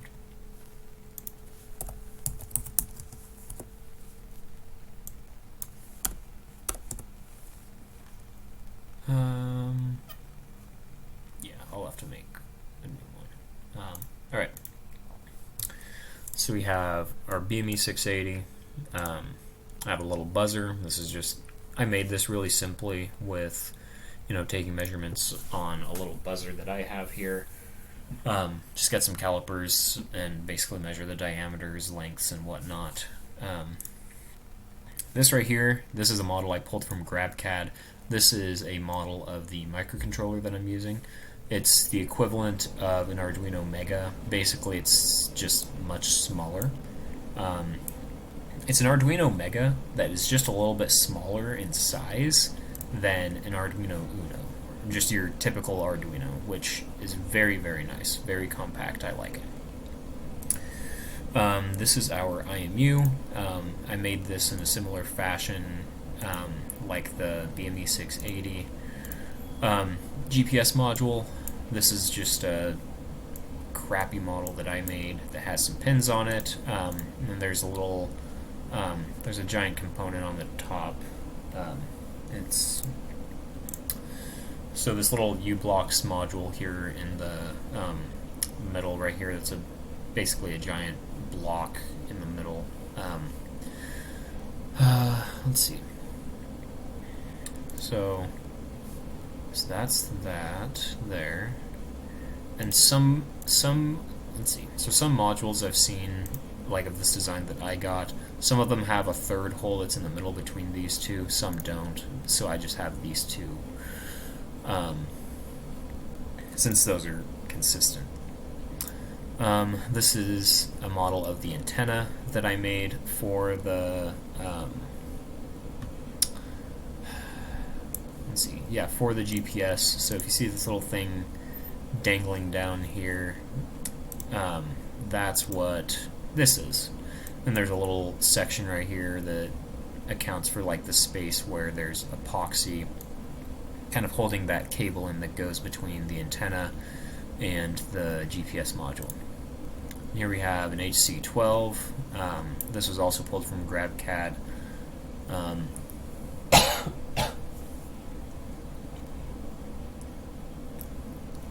So this is what's going to be used for communication between the rocket and the ground station that I'm making. There's a 9-volt battery, also from CAD. And then this, I made this as a little perf board that has the same dimensions and holes as what I used with this little green board that's underneath all of this stuff here. So what I'm going to start doing is make an assembly of this whole breakout stuff here. So yeah, let's get that going.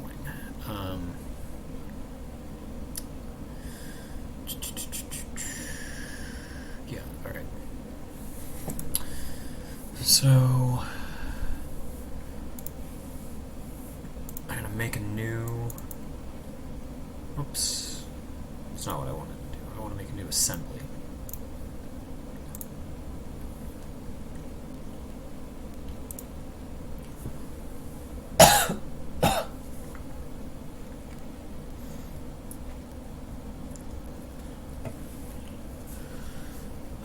So first thing I want is that little green perf board. And that I have saved. These are just some different components I've already made models for, or downloaded stuff for in the past. Let's see. So I want that one, and then let's see.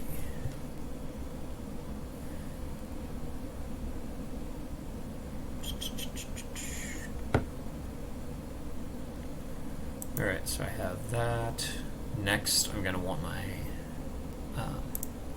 next thing we have is the IMU, then the BME 680, HC12, and GPS. So let's get each of those brought in.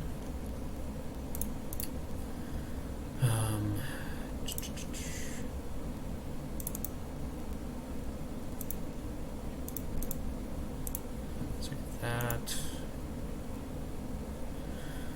And then we have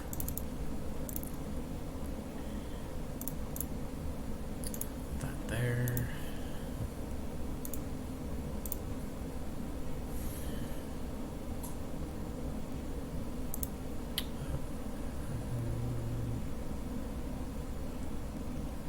So where is the HC12? There it is.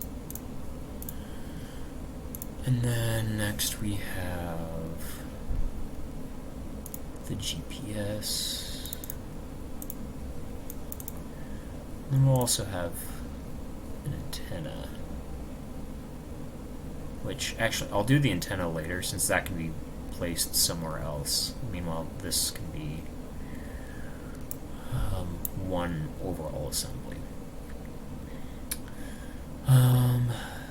Let's see. So we have that. We also have, there's, so terminal block, switch, and buzzer. So I think I've got, buzzer right there.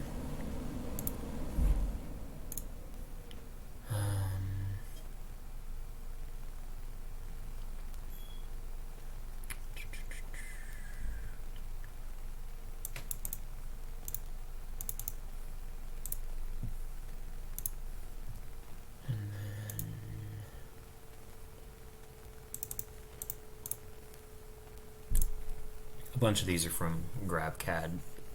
So we have that. All right.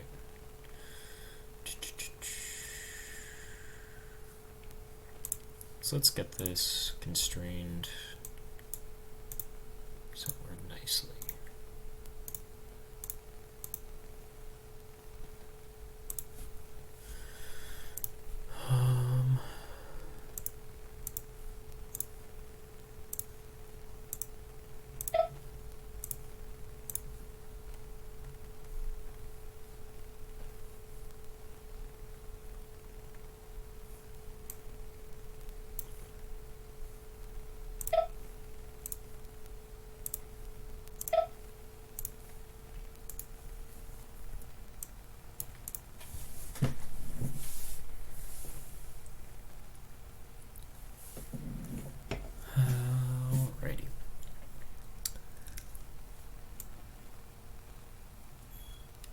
Few things. Let's see. So that'll be around there. That'll be around there. That around there. Some of these things around. I'm just getting the general locations of these. I'll fine tune them in just a bit.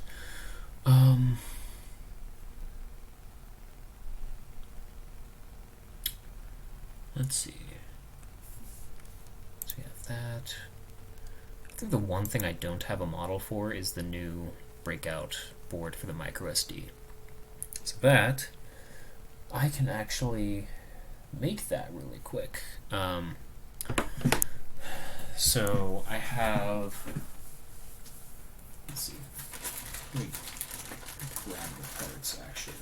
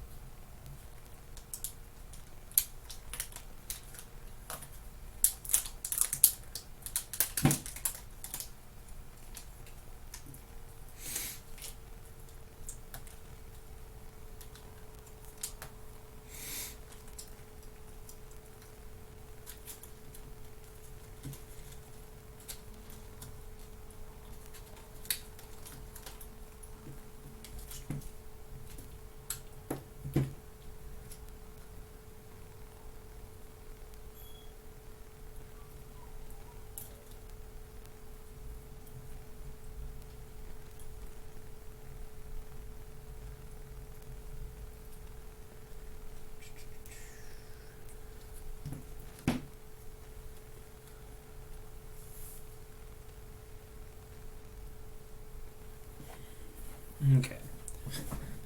Sorry, I had the electronics in a bag.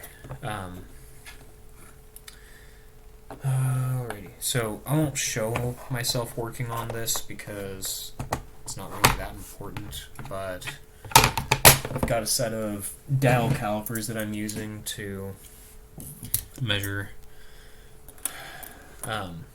measure the dimensions of this little micro SD breakout. This little blue thing here on the bottom underneath the BME 680.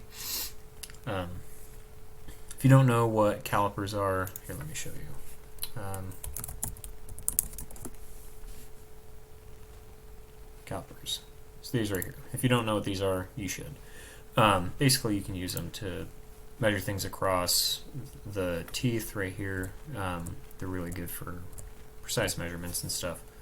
So I'm going to use some of those and make a new model for the micro SD card breakout. So let's see. New. I think this will actually be a part made in millimeters all the way through. That's very cool.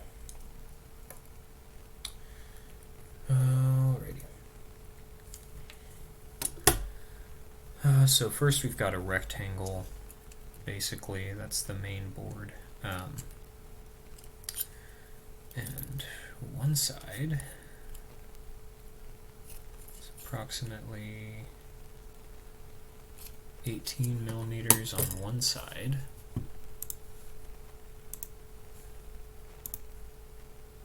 Let's see. 18 by, let's see how big that is.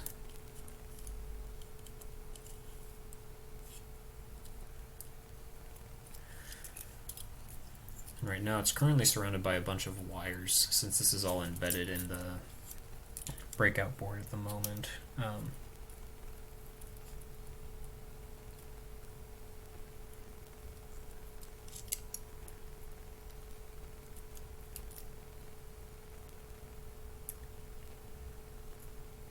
Let's see.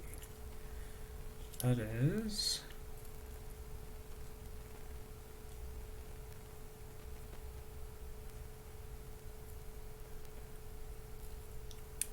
another 18. So 18 by 18. Alrighty, so we have that. Let's extrude that. Thickness is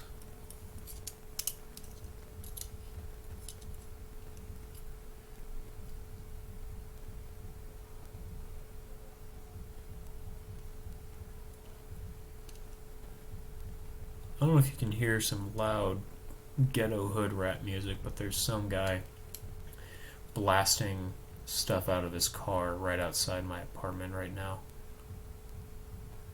It's approximately 1.6 millimeters thick. Alright, so then here, let me pull up Let me do something off camera really quick.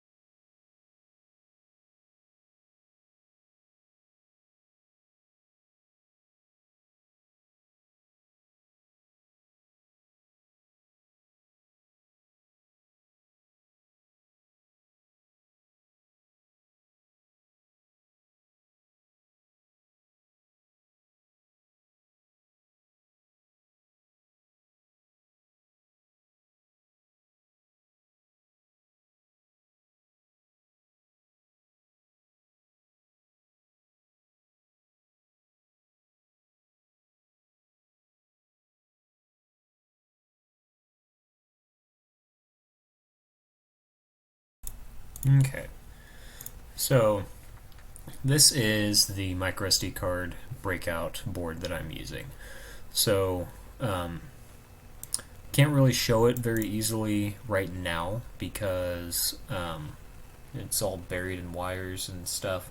But this is basically what I'm making it from. These are some just cheap ones from China, basically. They're not the Adafruit ones. Like the Adafruit breakout board, it does work, but I've come to find out that their board doesn't really do well with rocket launches or anything with vibrations. This one is a little bit more secure. So I have some of these that I can play with, and so there's one of these mounted to the breakout board. So this right here is it's upside down right here, but so that's what's sticking out this bottom end right here. So next I need to make basically this, let's see, the little section right here where that card actually mounts into. So let's make a new rectangle. That'll actually be mounted. Or let's see what that size is really quick.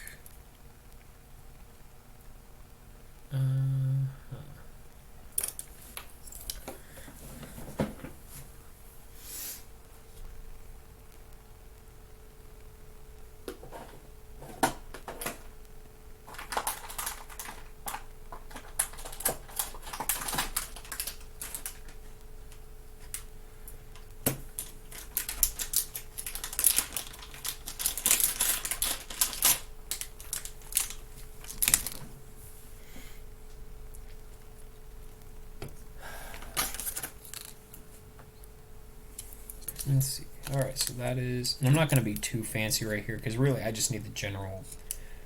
how much volume it takes up. I don't need the exact, all the little details.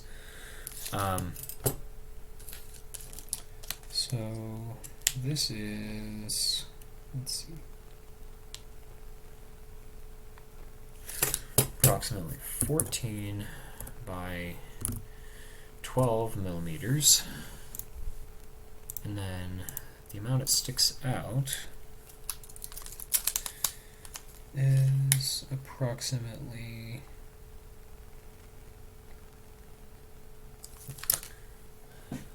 let's Let's see.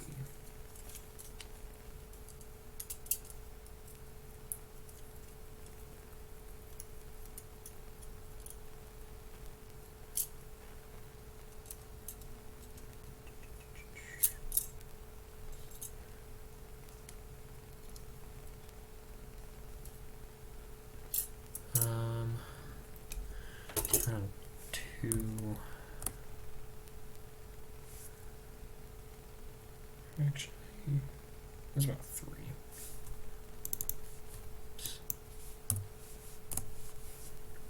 So overhangs off the side a little bit. And the thickness of that is approximately, I'd say about 2. 1.8. That's close enough.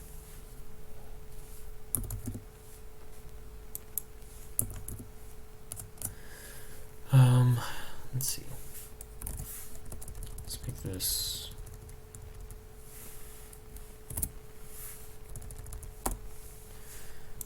and then this will be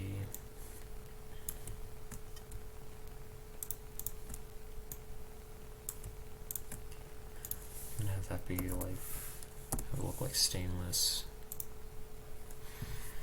And then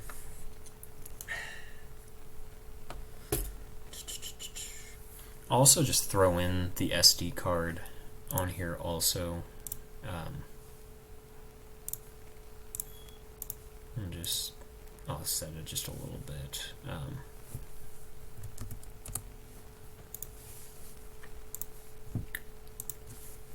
Since the SD card does stick out a little bit, I'll just throw this on the thing really quick. Sticks out about 6.5 millimeters, and that I will have be black.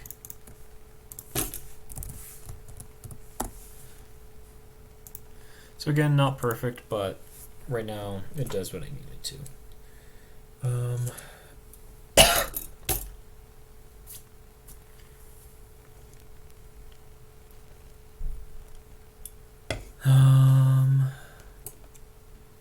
Let's see. All right, so let's save this as. So let's save this in my electronics folder.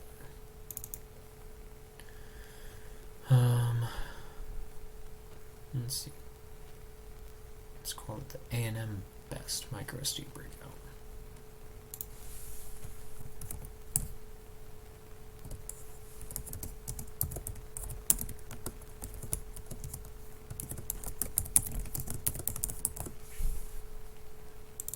I'm going to save this as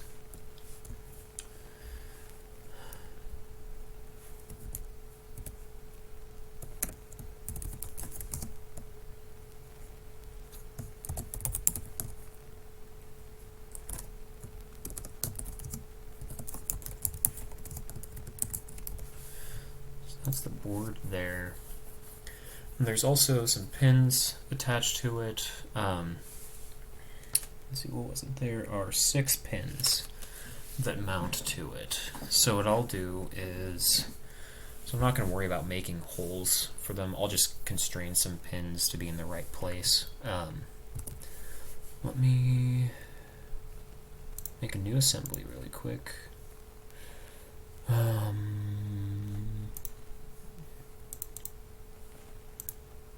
And then let's place the board there, and then let's constrain it.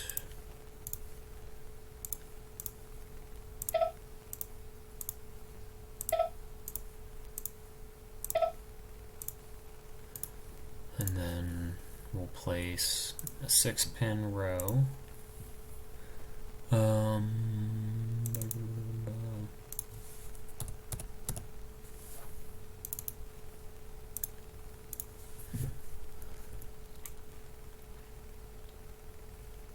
So the way that I have mine mounted actually is upside down.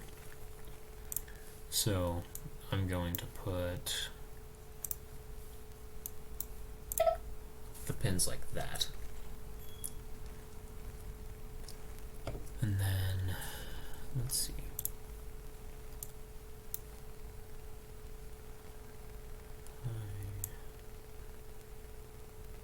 So that'll be set like that.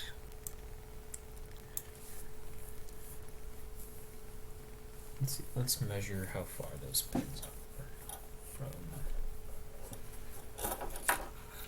the thing.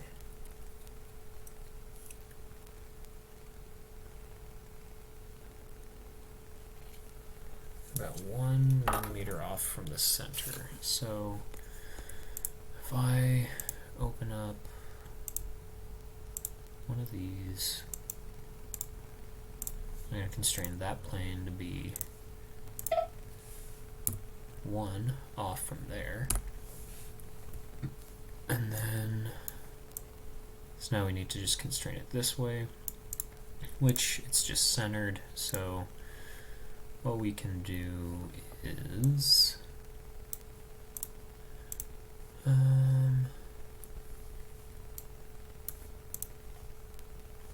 so each have a little thing. I'll just set one of these to be invisible for a sec, and then constrain that face to be coplanar.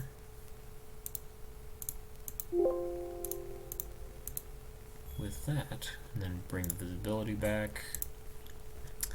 So now we have that. And then we can save this as breakout board assembly.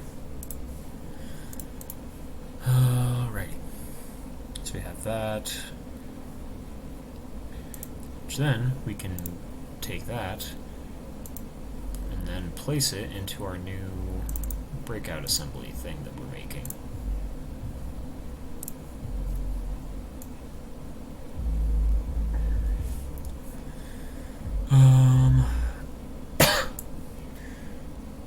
Then we'll also have a bunch of 10 pin rows that go all along the length of these, and then we'll also have a 3 pin one at one point also.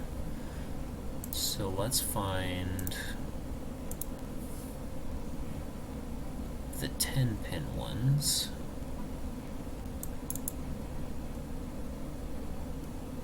Do I not have a 10?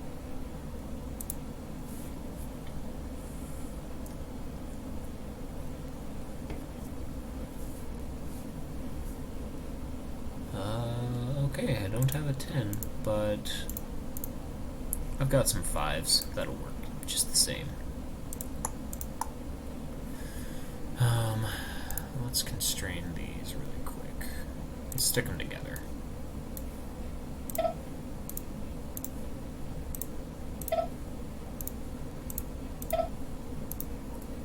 So now we have the equivalent of a 10 row. We will want, how many of those do we want? We want 1, 2, 3, 4, 5, 6, 7 of those. 1, 2, 3, 4, 5, 6, 7.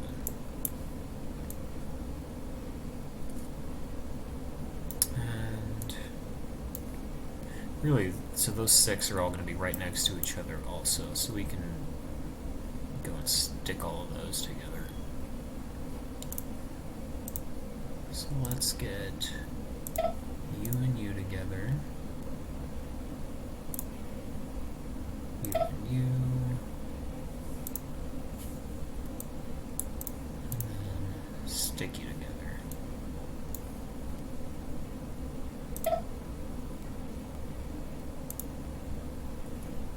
Or actually, oops. Let me check something really quick. So from there to there, that's 2.54. There to there is 2.54. Okay, good. Very good. I can actually delete these and then copy these with all of these constraints really quick and constrain those together.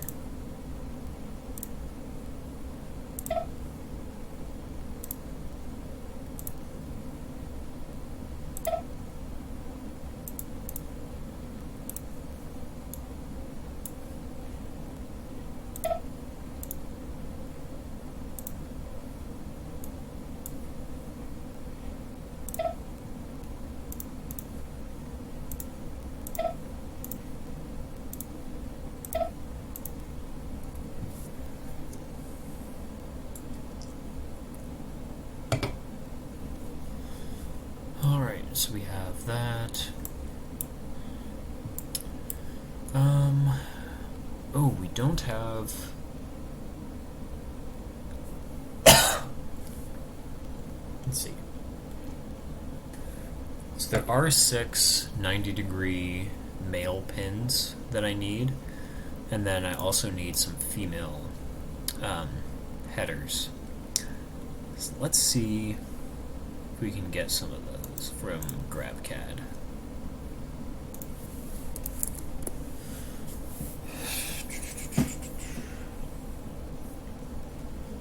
Let's go internet.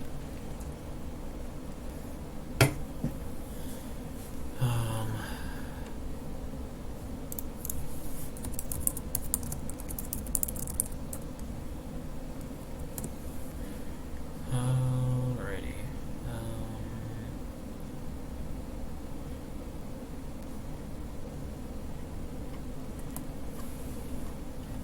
Let's see which one we want.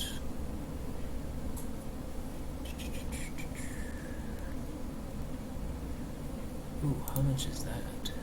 1, 2, 3, 4, 5, 6, 7, 8, 9, 10. Ooh, I like that.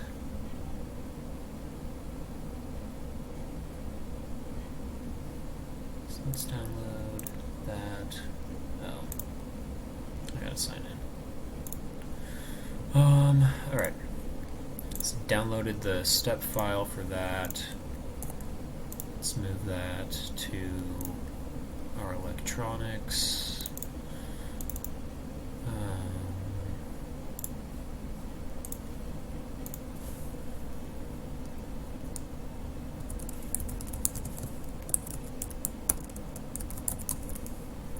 Email headers.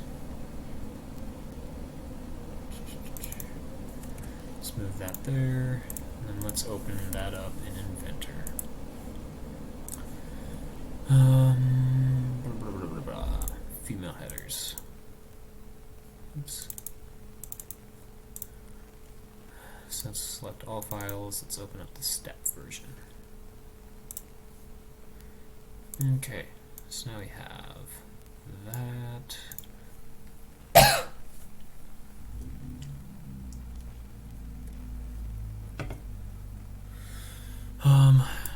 So let's save this as an IPT, an inventor part basically. So now we have that. We can then go and why is that off? That's a little weird. Let's see from there to there. Let's see. We want minus 25.4.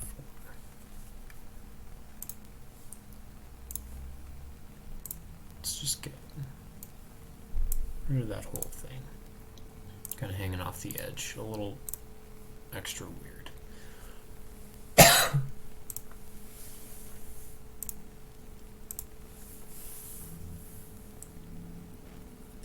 Also, I'll get some music going again really quick.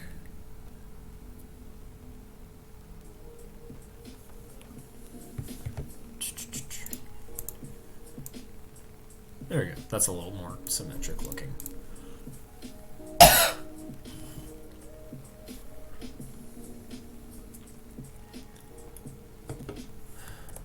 let's save that.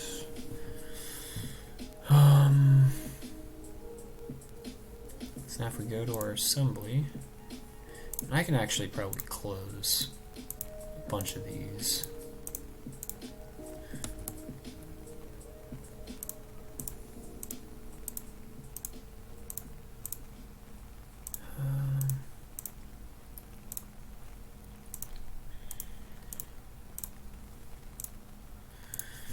Okay.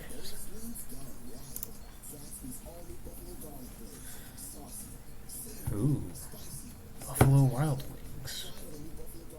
Let's see. Or, oh, Zaxby's, whatever that is.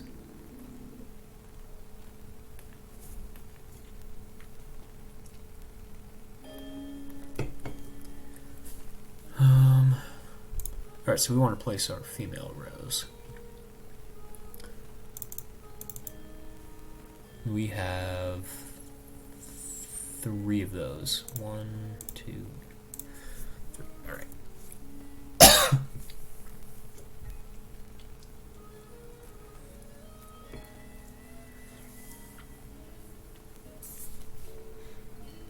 Alright, so then next we have... Okay, so that'll go there. Oh, we also need our angled male pins. Male header pins. Angle. Oops, let's see.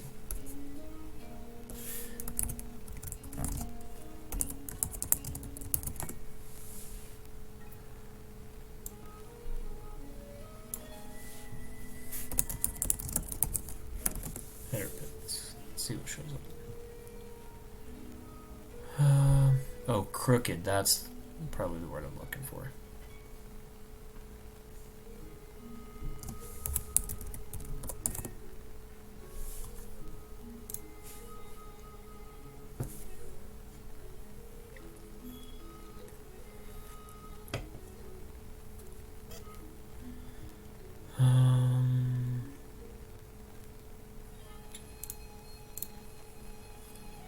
Let's get that. Let's bring that to... We can put that in our male rows. Crooked. Alright.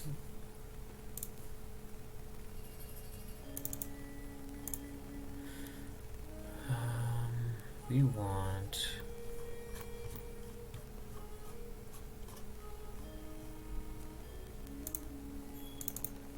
crooked. Okay, so we have that. And I actually want... Let's see.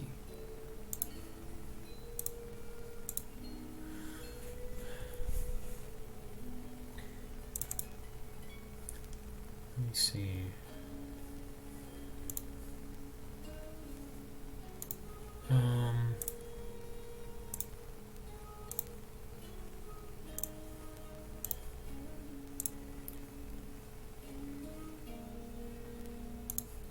Let's just make a rectangle. Cut all of this away.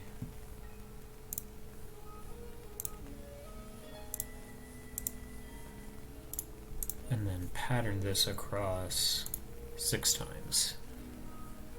So we want the whole thing, pick a direction, 2.54, we want 6 of those. And then these I'm also going to change their appearance. Or, let's see.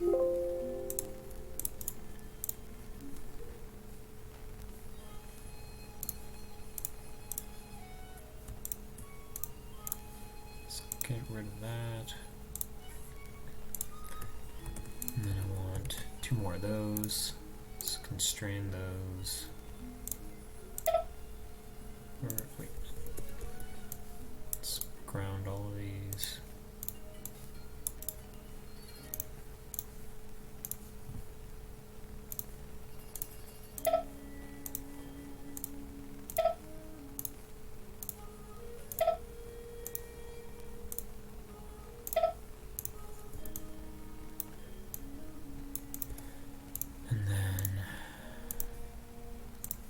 Strain it to the little hole that's in there.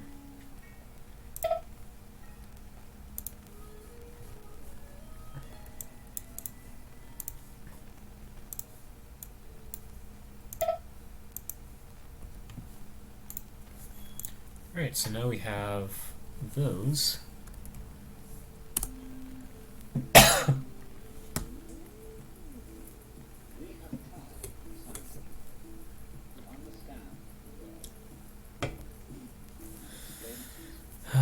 Alright, so we have that saved. And then we have that. that. Oops. File, save as 1x6. And then we'll place one of those in there.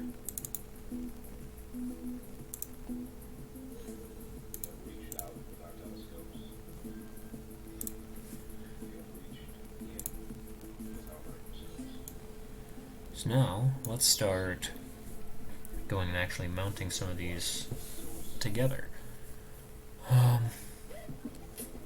So that's grounded there. Gonna have, let's open up this really quick. One thing I want to try and do is,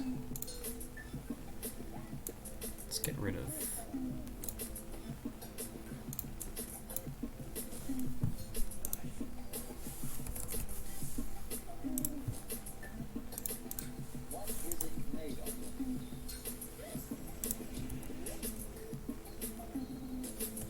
that'll be fine. So we can do that. Let's add a mid-plane between these outer two pins.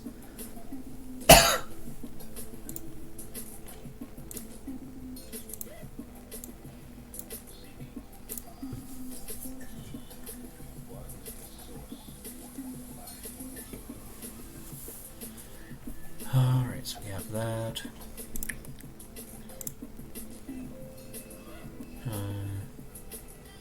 Oh, and we'll also want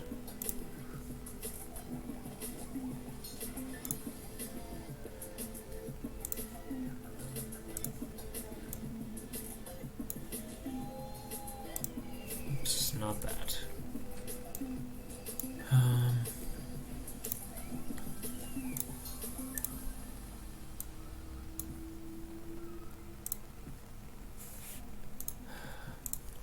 So that then we can constrain those pins to the centers of each of the little perforated holes that go throughout the board. I should probably save this assembly really quick.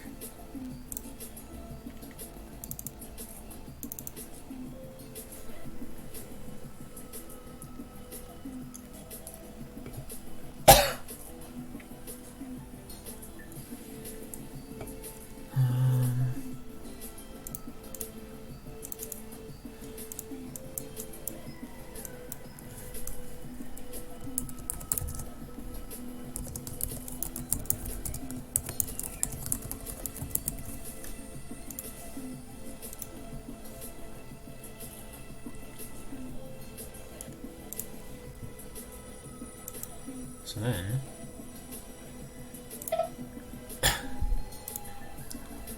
we can do that.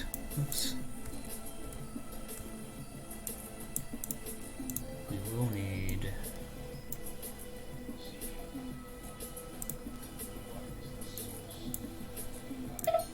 to put that there. And we'll have that there. And that there. So then that's constrained at one pin. Then we'll do that there. So now we have, oops, why is that like that? Is it different? Oh.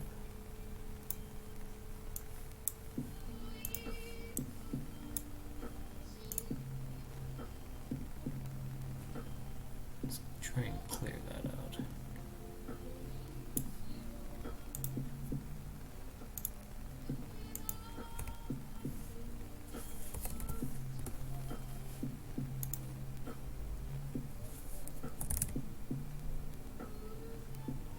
Let's see.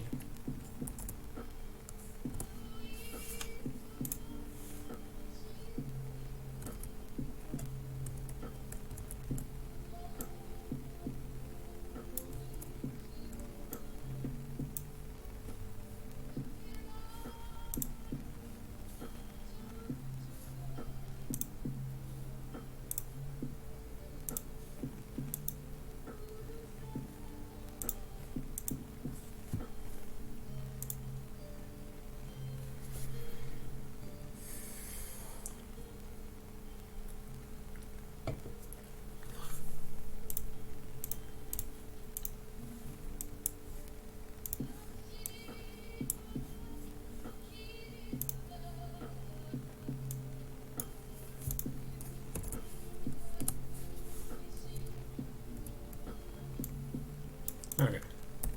It's enough playing with the colors with that.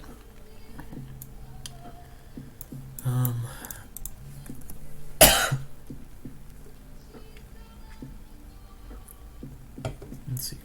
So let's get 1, 2, 3 more of those. Let's see. We'll also want to do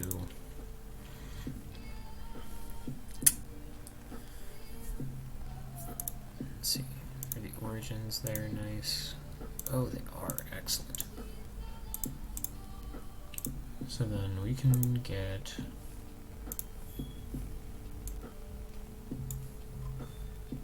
bottoms of these on into there.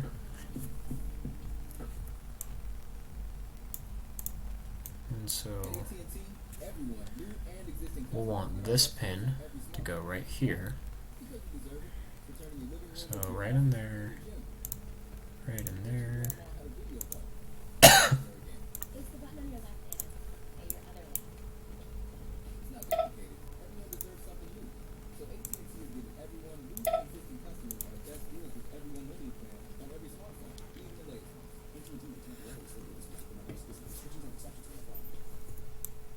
So then we'll get the other corner.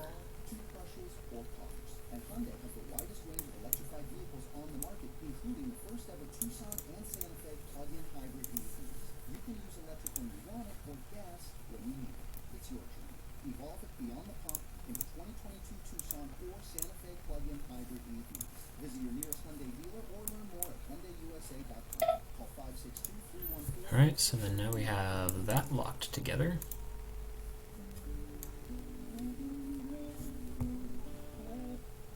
Let's see. So let's get our next female row in there.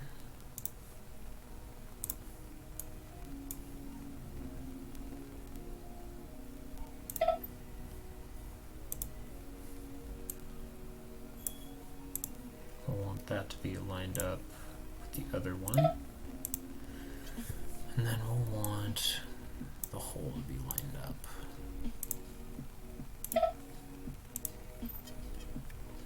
Then we'll have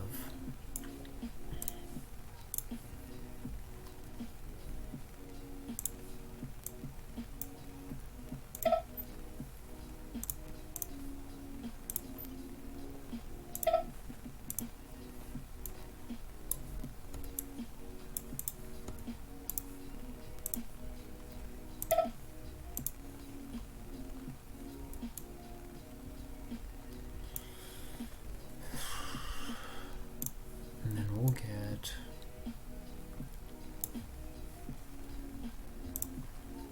these onto there.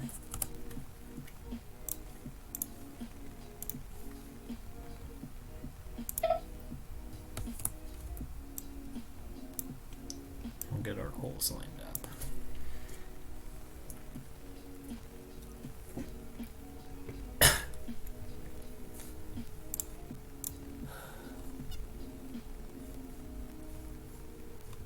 Where are those? Alright, so those are there. I want to find that pin right there.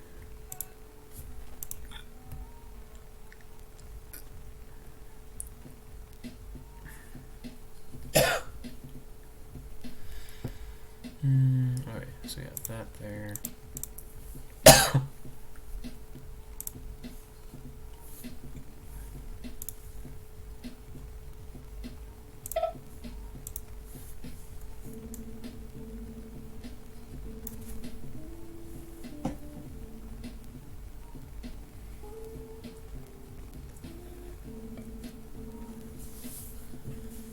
Alrighty, so we have that.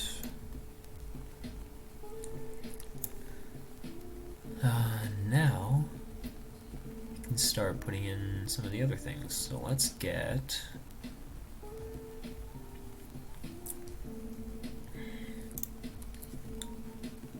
put in our IMU.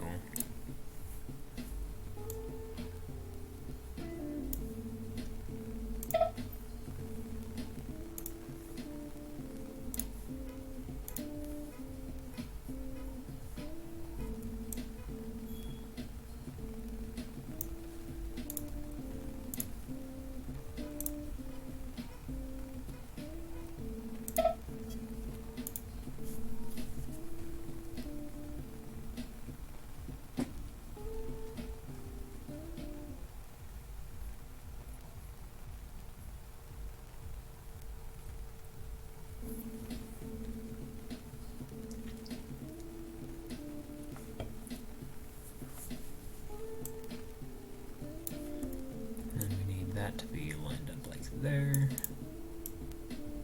Oops.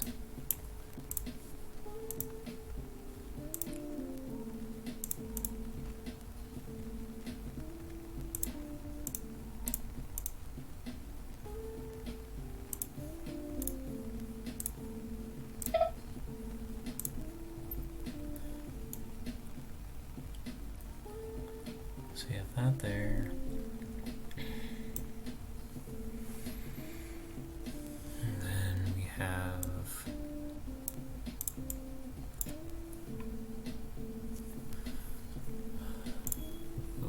let's get you plugged in. And you're actually going to rotate around.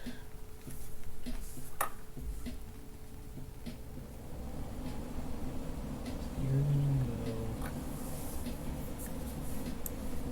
and flip around.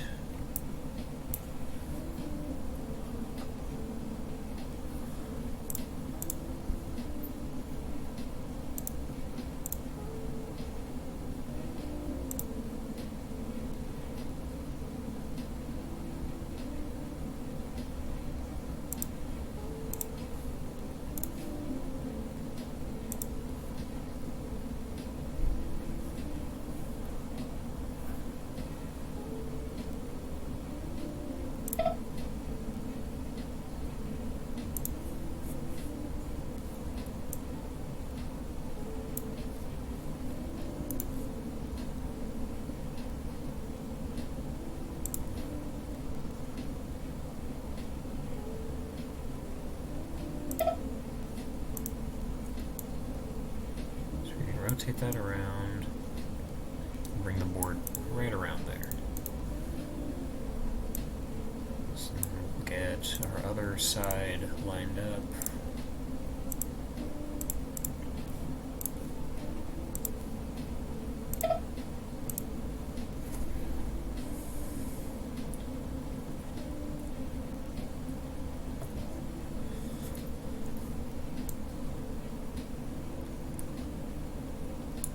Have that, and then we have our 6-pin mess. Let me try and change this color really quick.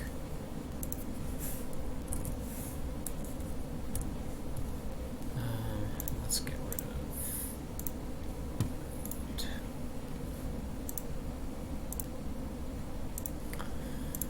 And then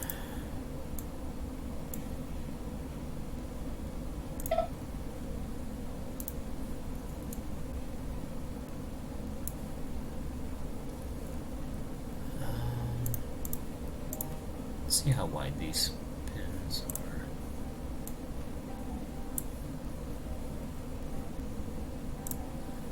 .64.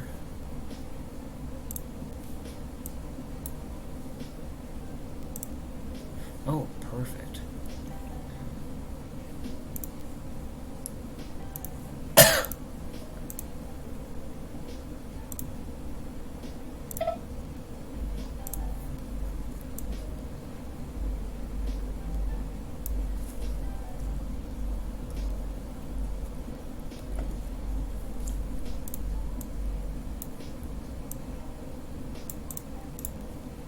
Let's open this up.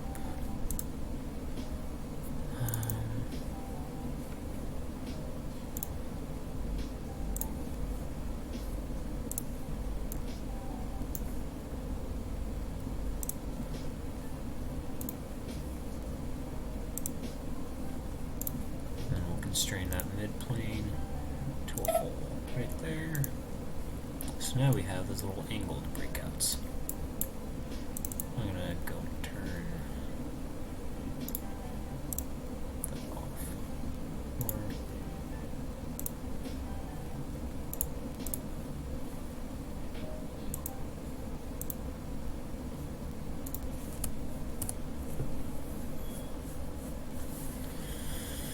Okay.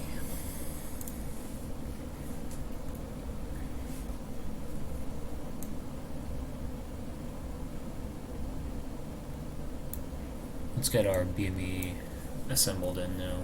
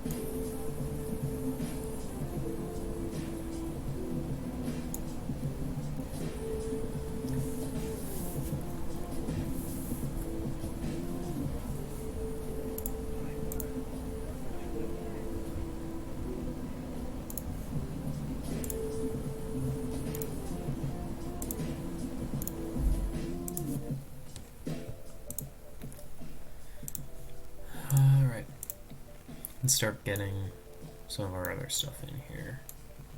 Or, oh, wait, actually, I need the HC12 and the GPS put in.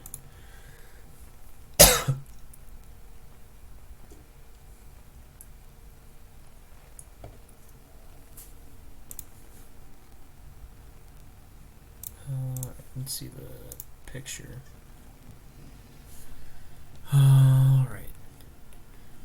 So I actually don't need the set pin on the HC12 plugged in. Really all I need is the bottom four. So I'm going to leave this pin for the set line actually to kind of hang off the edge. So then I can scoot the GPS in a little bit closer and not have it be as off-center.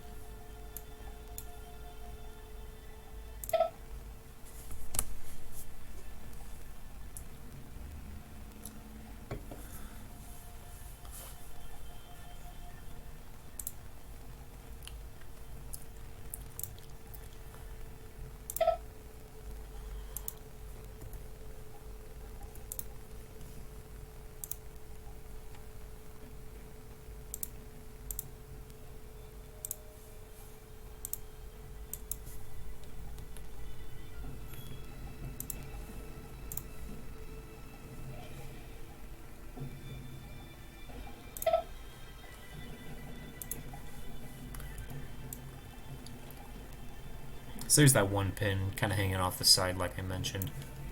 And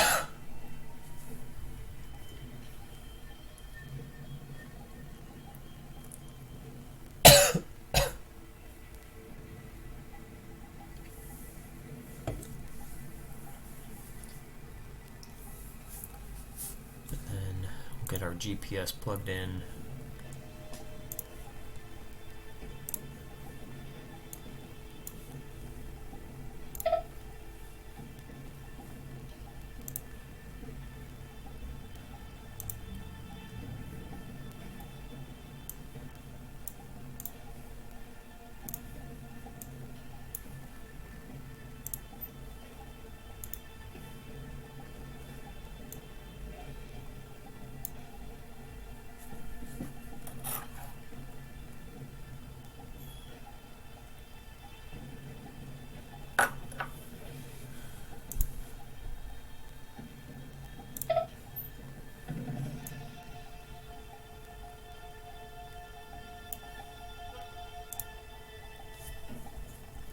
Or wait a minute.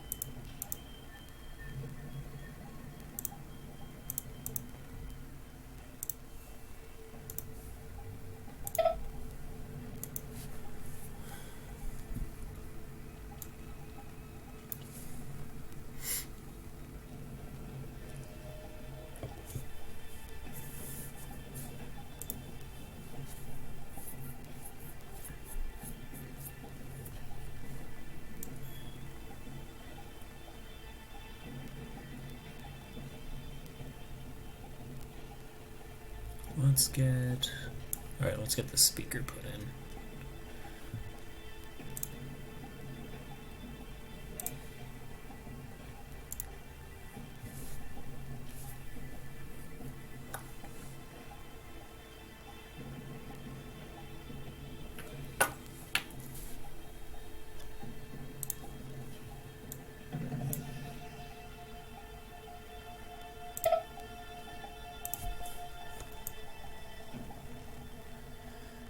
And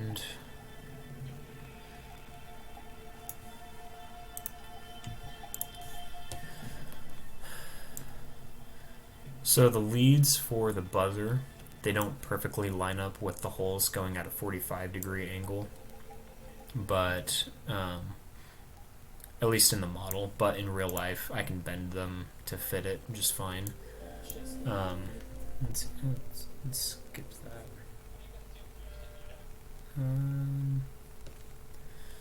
So what I'm just doing is having a plane that this buzzer has, have it constrained to one of those holes right there.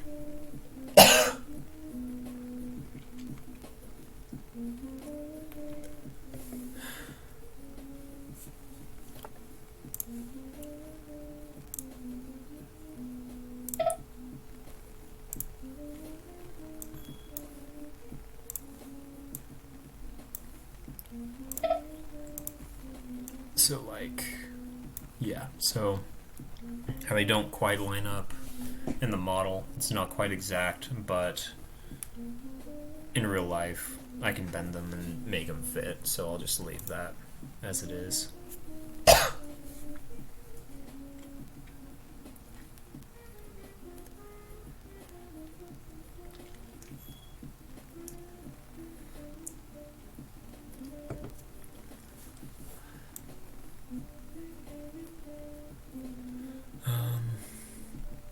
We've got our switch.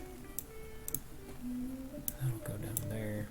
Or I'll get the terminal block put in really quick. That'll be pretty quick.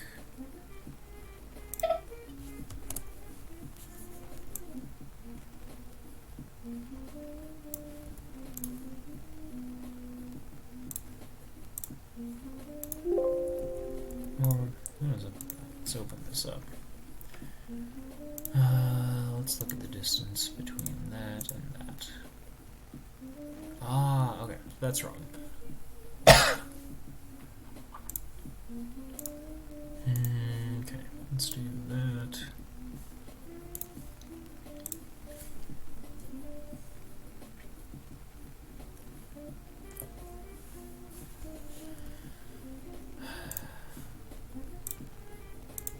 And this basically same principle as with the speaker, or the little buzzer.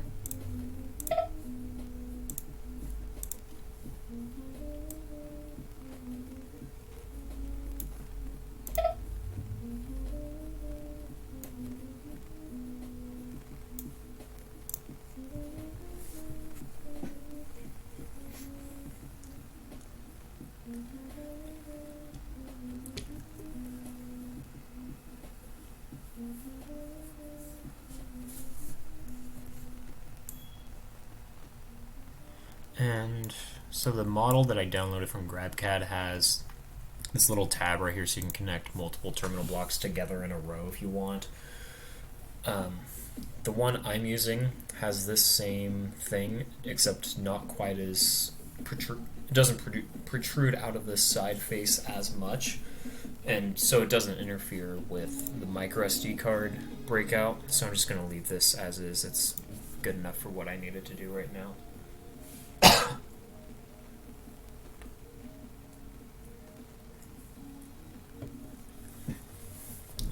Okay.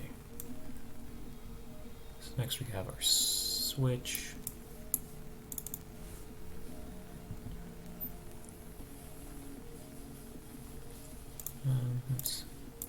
Let's open this. So I have one plane in here already.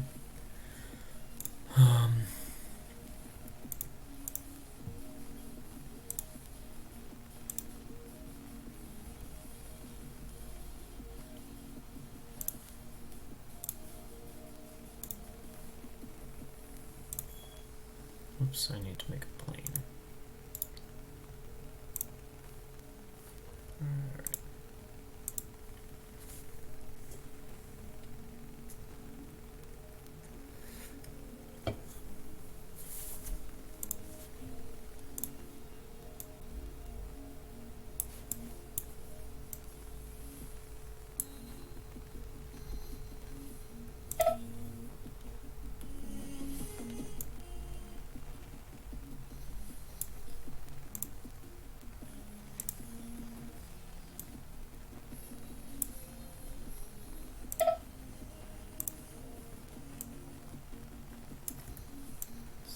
this up a bit.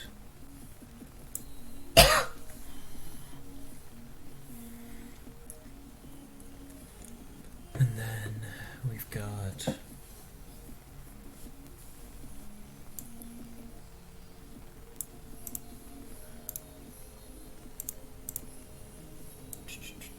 let's make this perpendicular to everything else.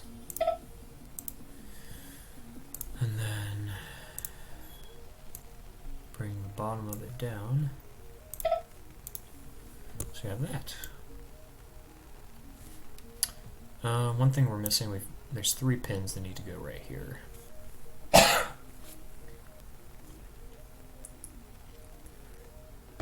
Alright, let's see what we have for those really quick.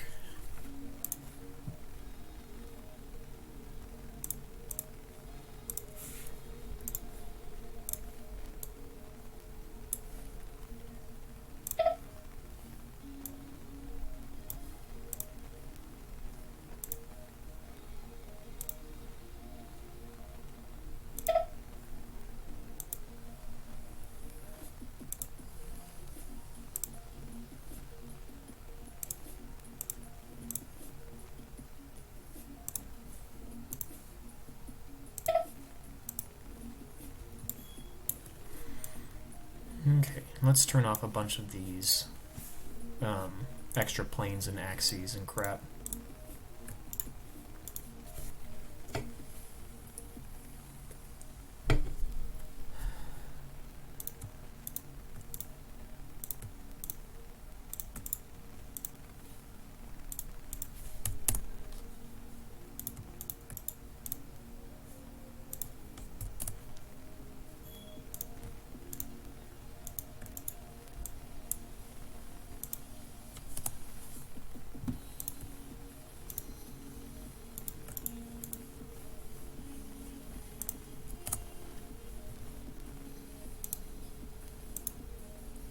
Alrighty, so for the most part, we have sorry, COVID sucks.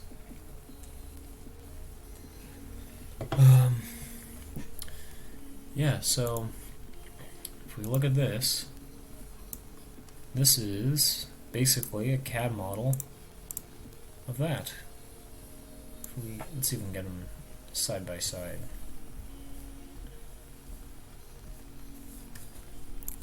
Let's see.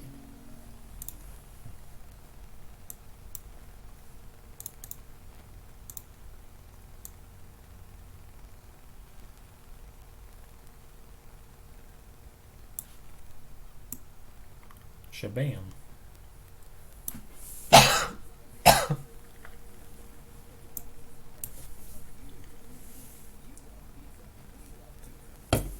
Very cool.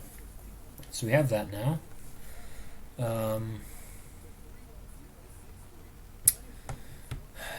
Let's see. So we have that.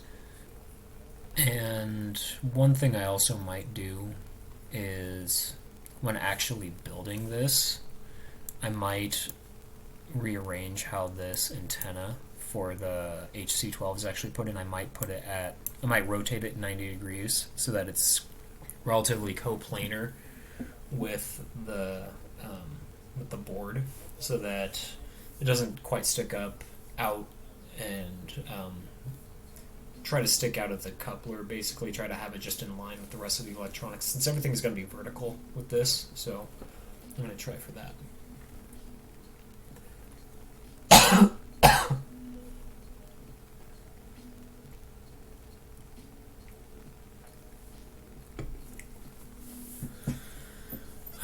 But for right now, I can just leave it as is, I think, or I might be able to just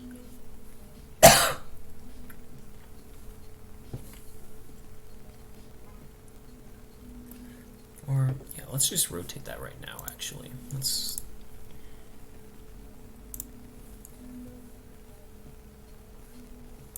Alright, so let's open this up.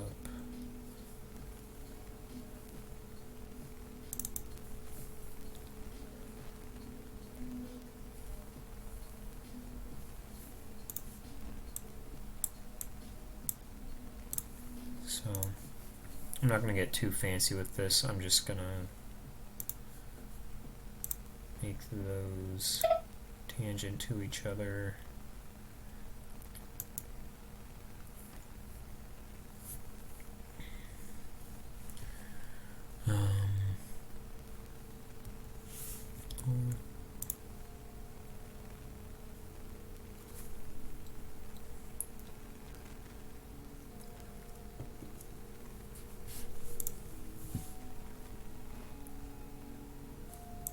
Let's see.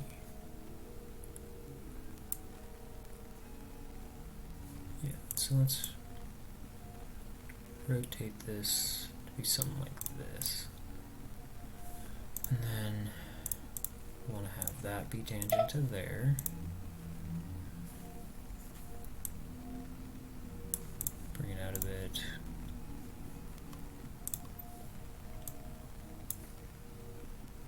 So have that line up there. And then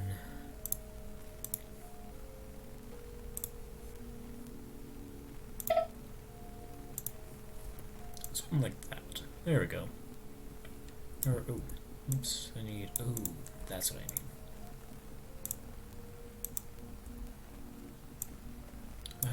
Oh, I need to make a,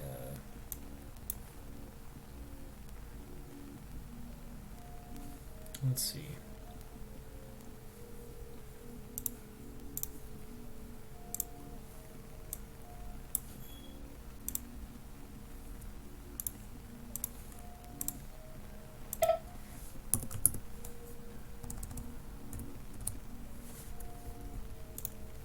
There we go, something like that. Yeah, it's not fancy right now, but like I mentioned, this is just general fit check stuff, and then there'll be new parts made around this, basically.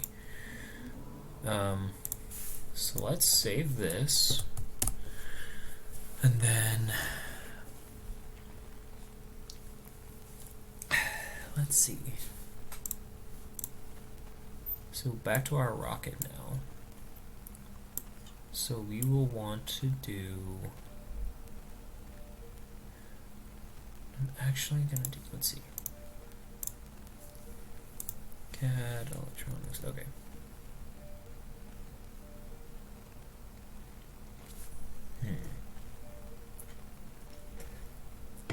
So what we need to do, I'm going to make a new assembly really quick. So this is going to be the general electrical assembly, like the basically what's going to be put on a sled, basically, that can be swapped interchangeably between a coupler and a nose cone. So we'll make a new assembly. So first thing that we're going to want is obviously that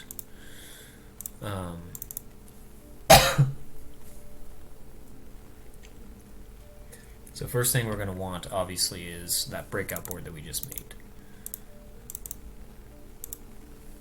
So we want that, and then we're also going to want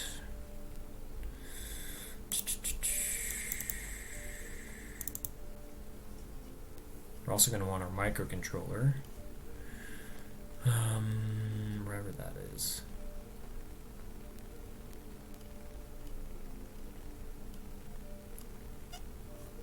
Where the heck is it?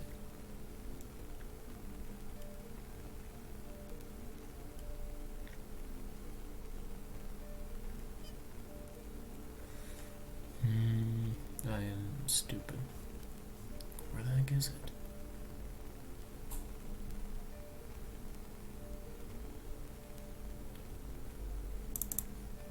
Here it is. I'm an idiot.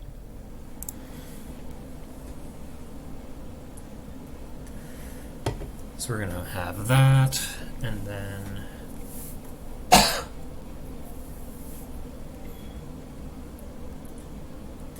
we'll also have our 9-volt battery.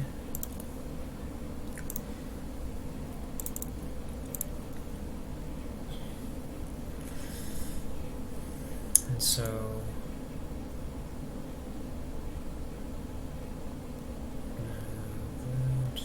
okay, so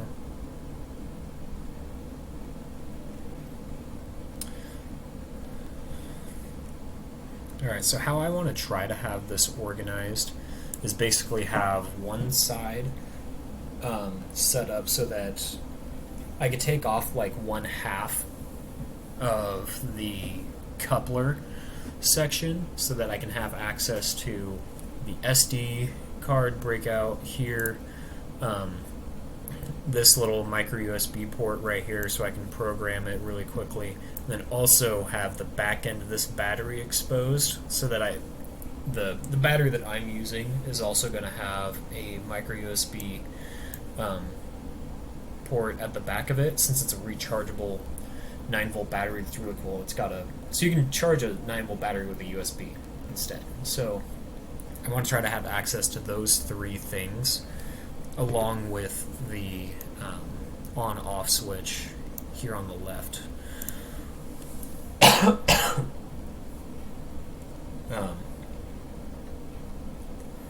So I want to try to have access to all of that at least on one kind of like hemisphere of the coupler.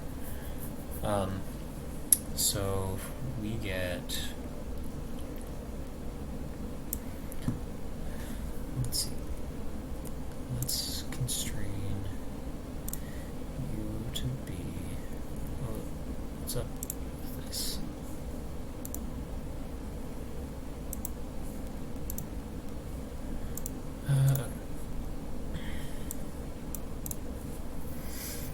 Alright, so let's get, so this one, so all the boards are going to be mounted vertically, kind of like how, or well, actually, wait, let's rotate this around. So current view is 150 views. So this actually needs to be rotated 90 degrees. This is kind of there, and this also needs to be rotated.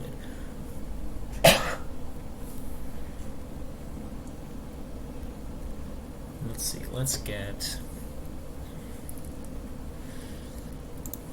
let's constrain you right there. Oops. Why did it not do the thing?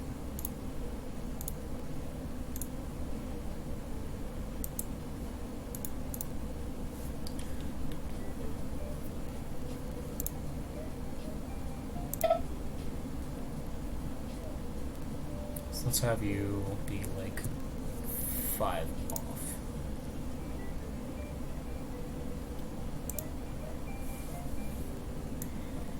And then we'll have you be 5 off in the opposite direction.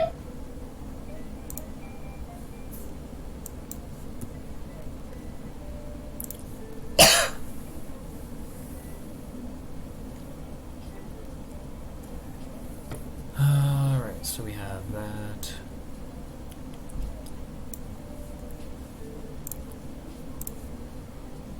Let's see how long this overall thing is.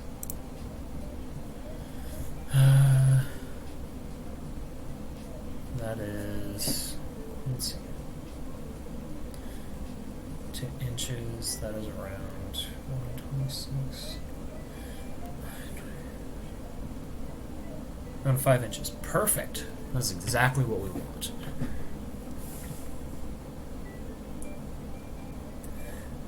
And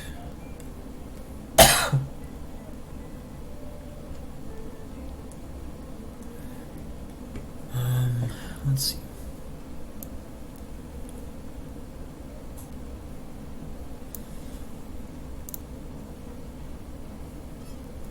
Let's rotate you a bit.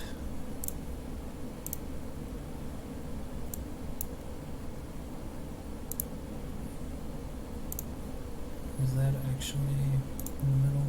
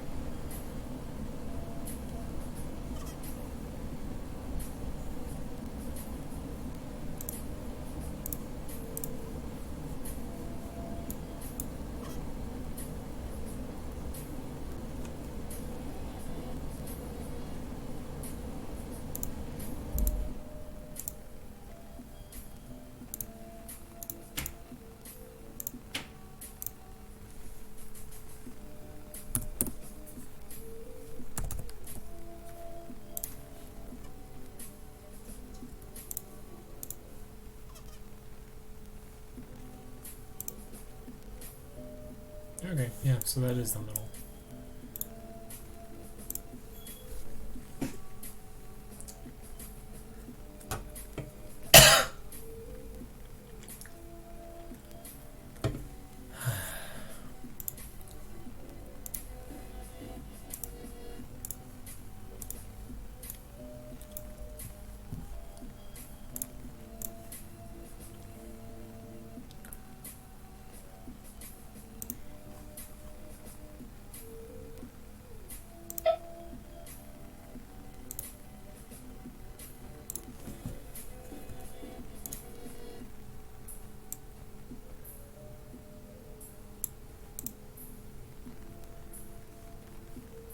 And I might actually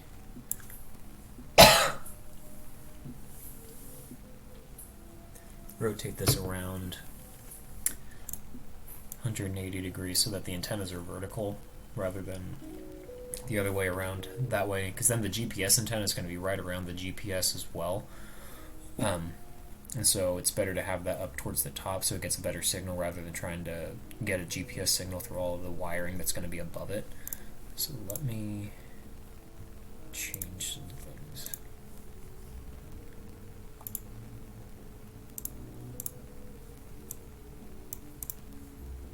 Let's get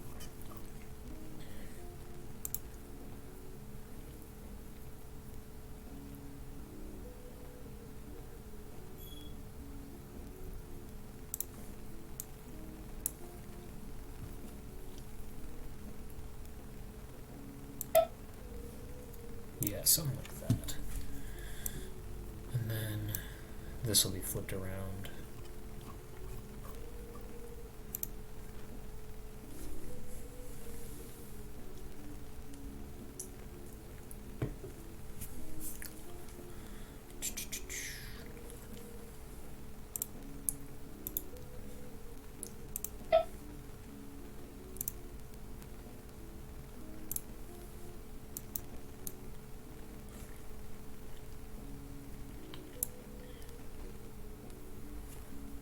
Okay.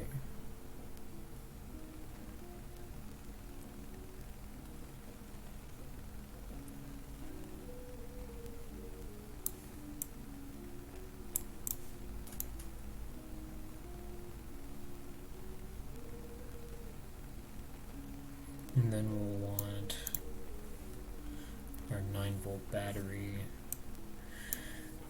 right by it also.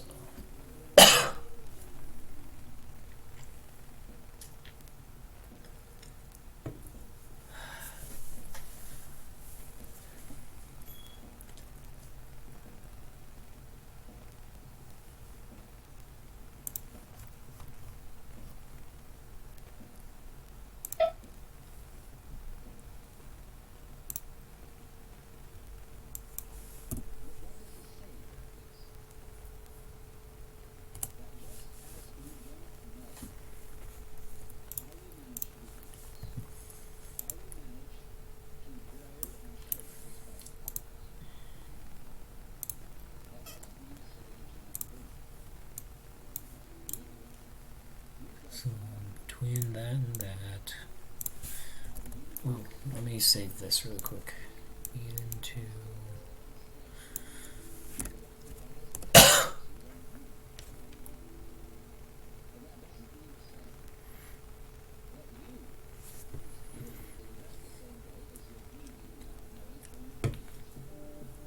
Into assembly.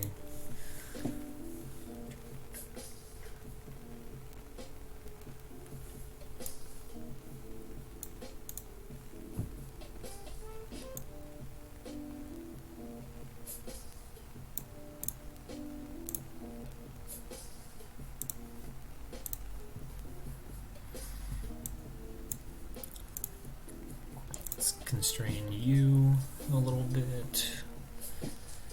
Let's put you with that.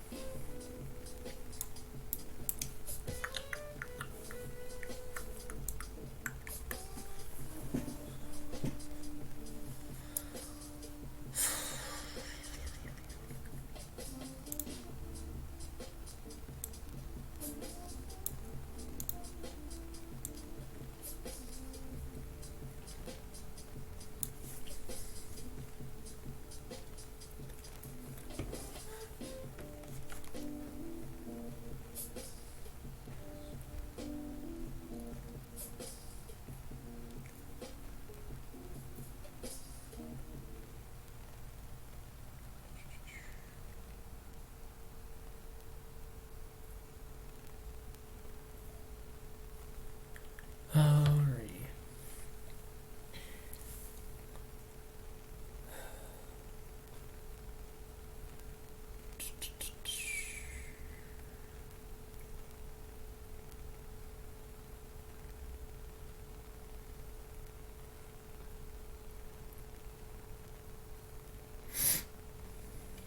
Okay, so we have this together right now. Let's save this really quick. Let's put this in here really quick.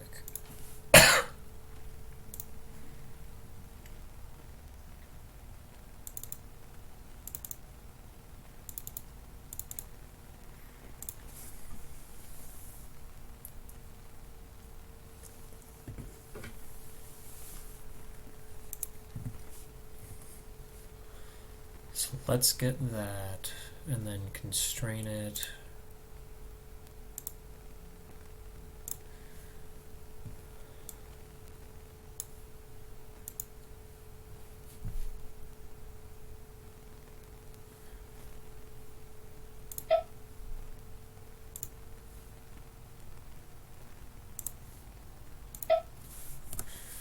And then, let's see.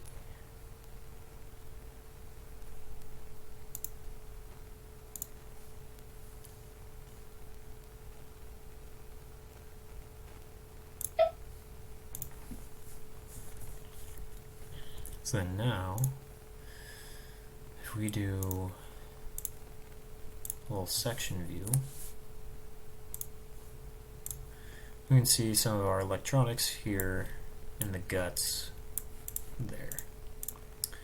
If we move a few things really quick.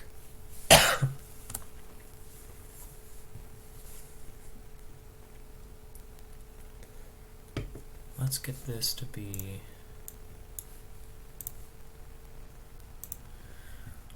2.5 from there.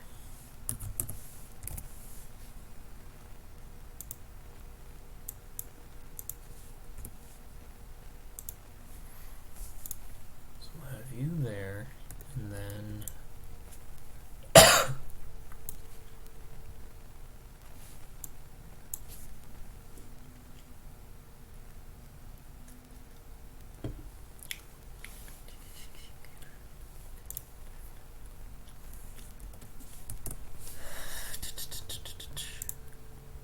alright, so that is there.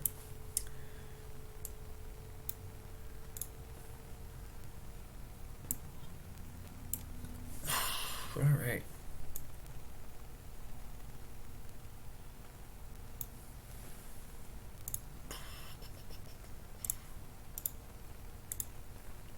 So we'll basically have our electronics all kind of stuffed in there. Next, what I'll have to do is make basically the rail, or not the rail, the sled that these electronics are all going to be mounted on. And let's see.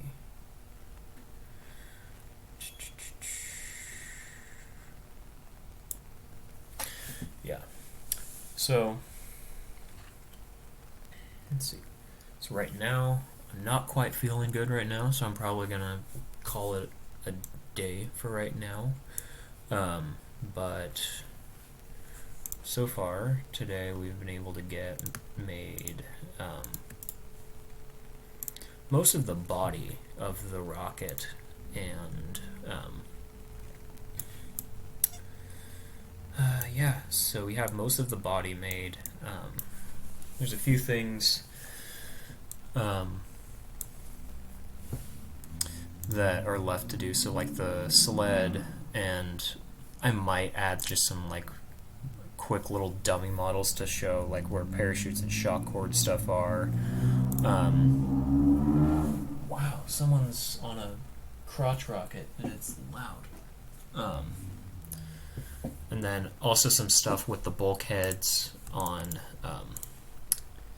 either end of the Av bay, and some other mounting stuff for the electronics, but I'll get that in a later time. And then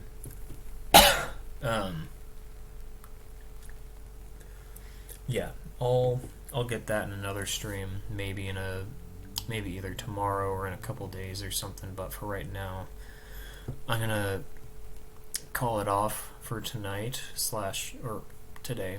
I'm not feeling good, so if you watched this, then thanks for coming, and hope it was at least somewhat useful if you've never played with CAD before. And yeah, I will see you guys later.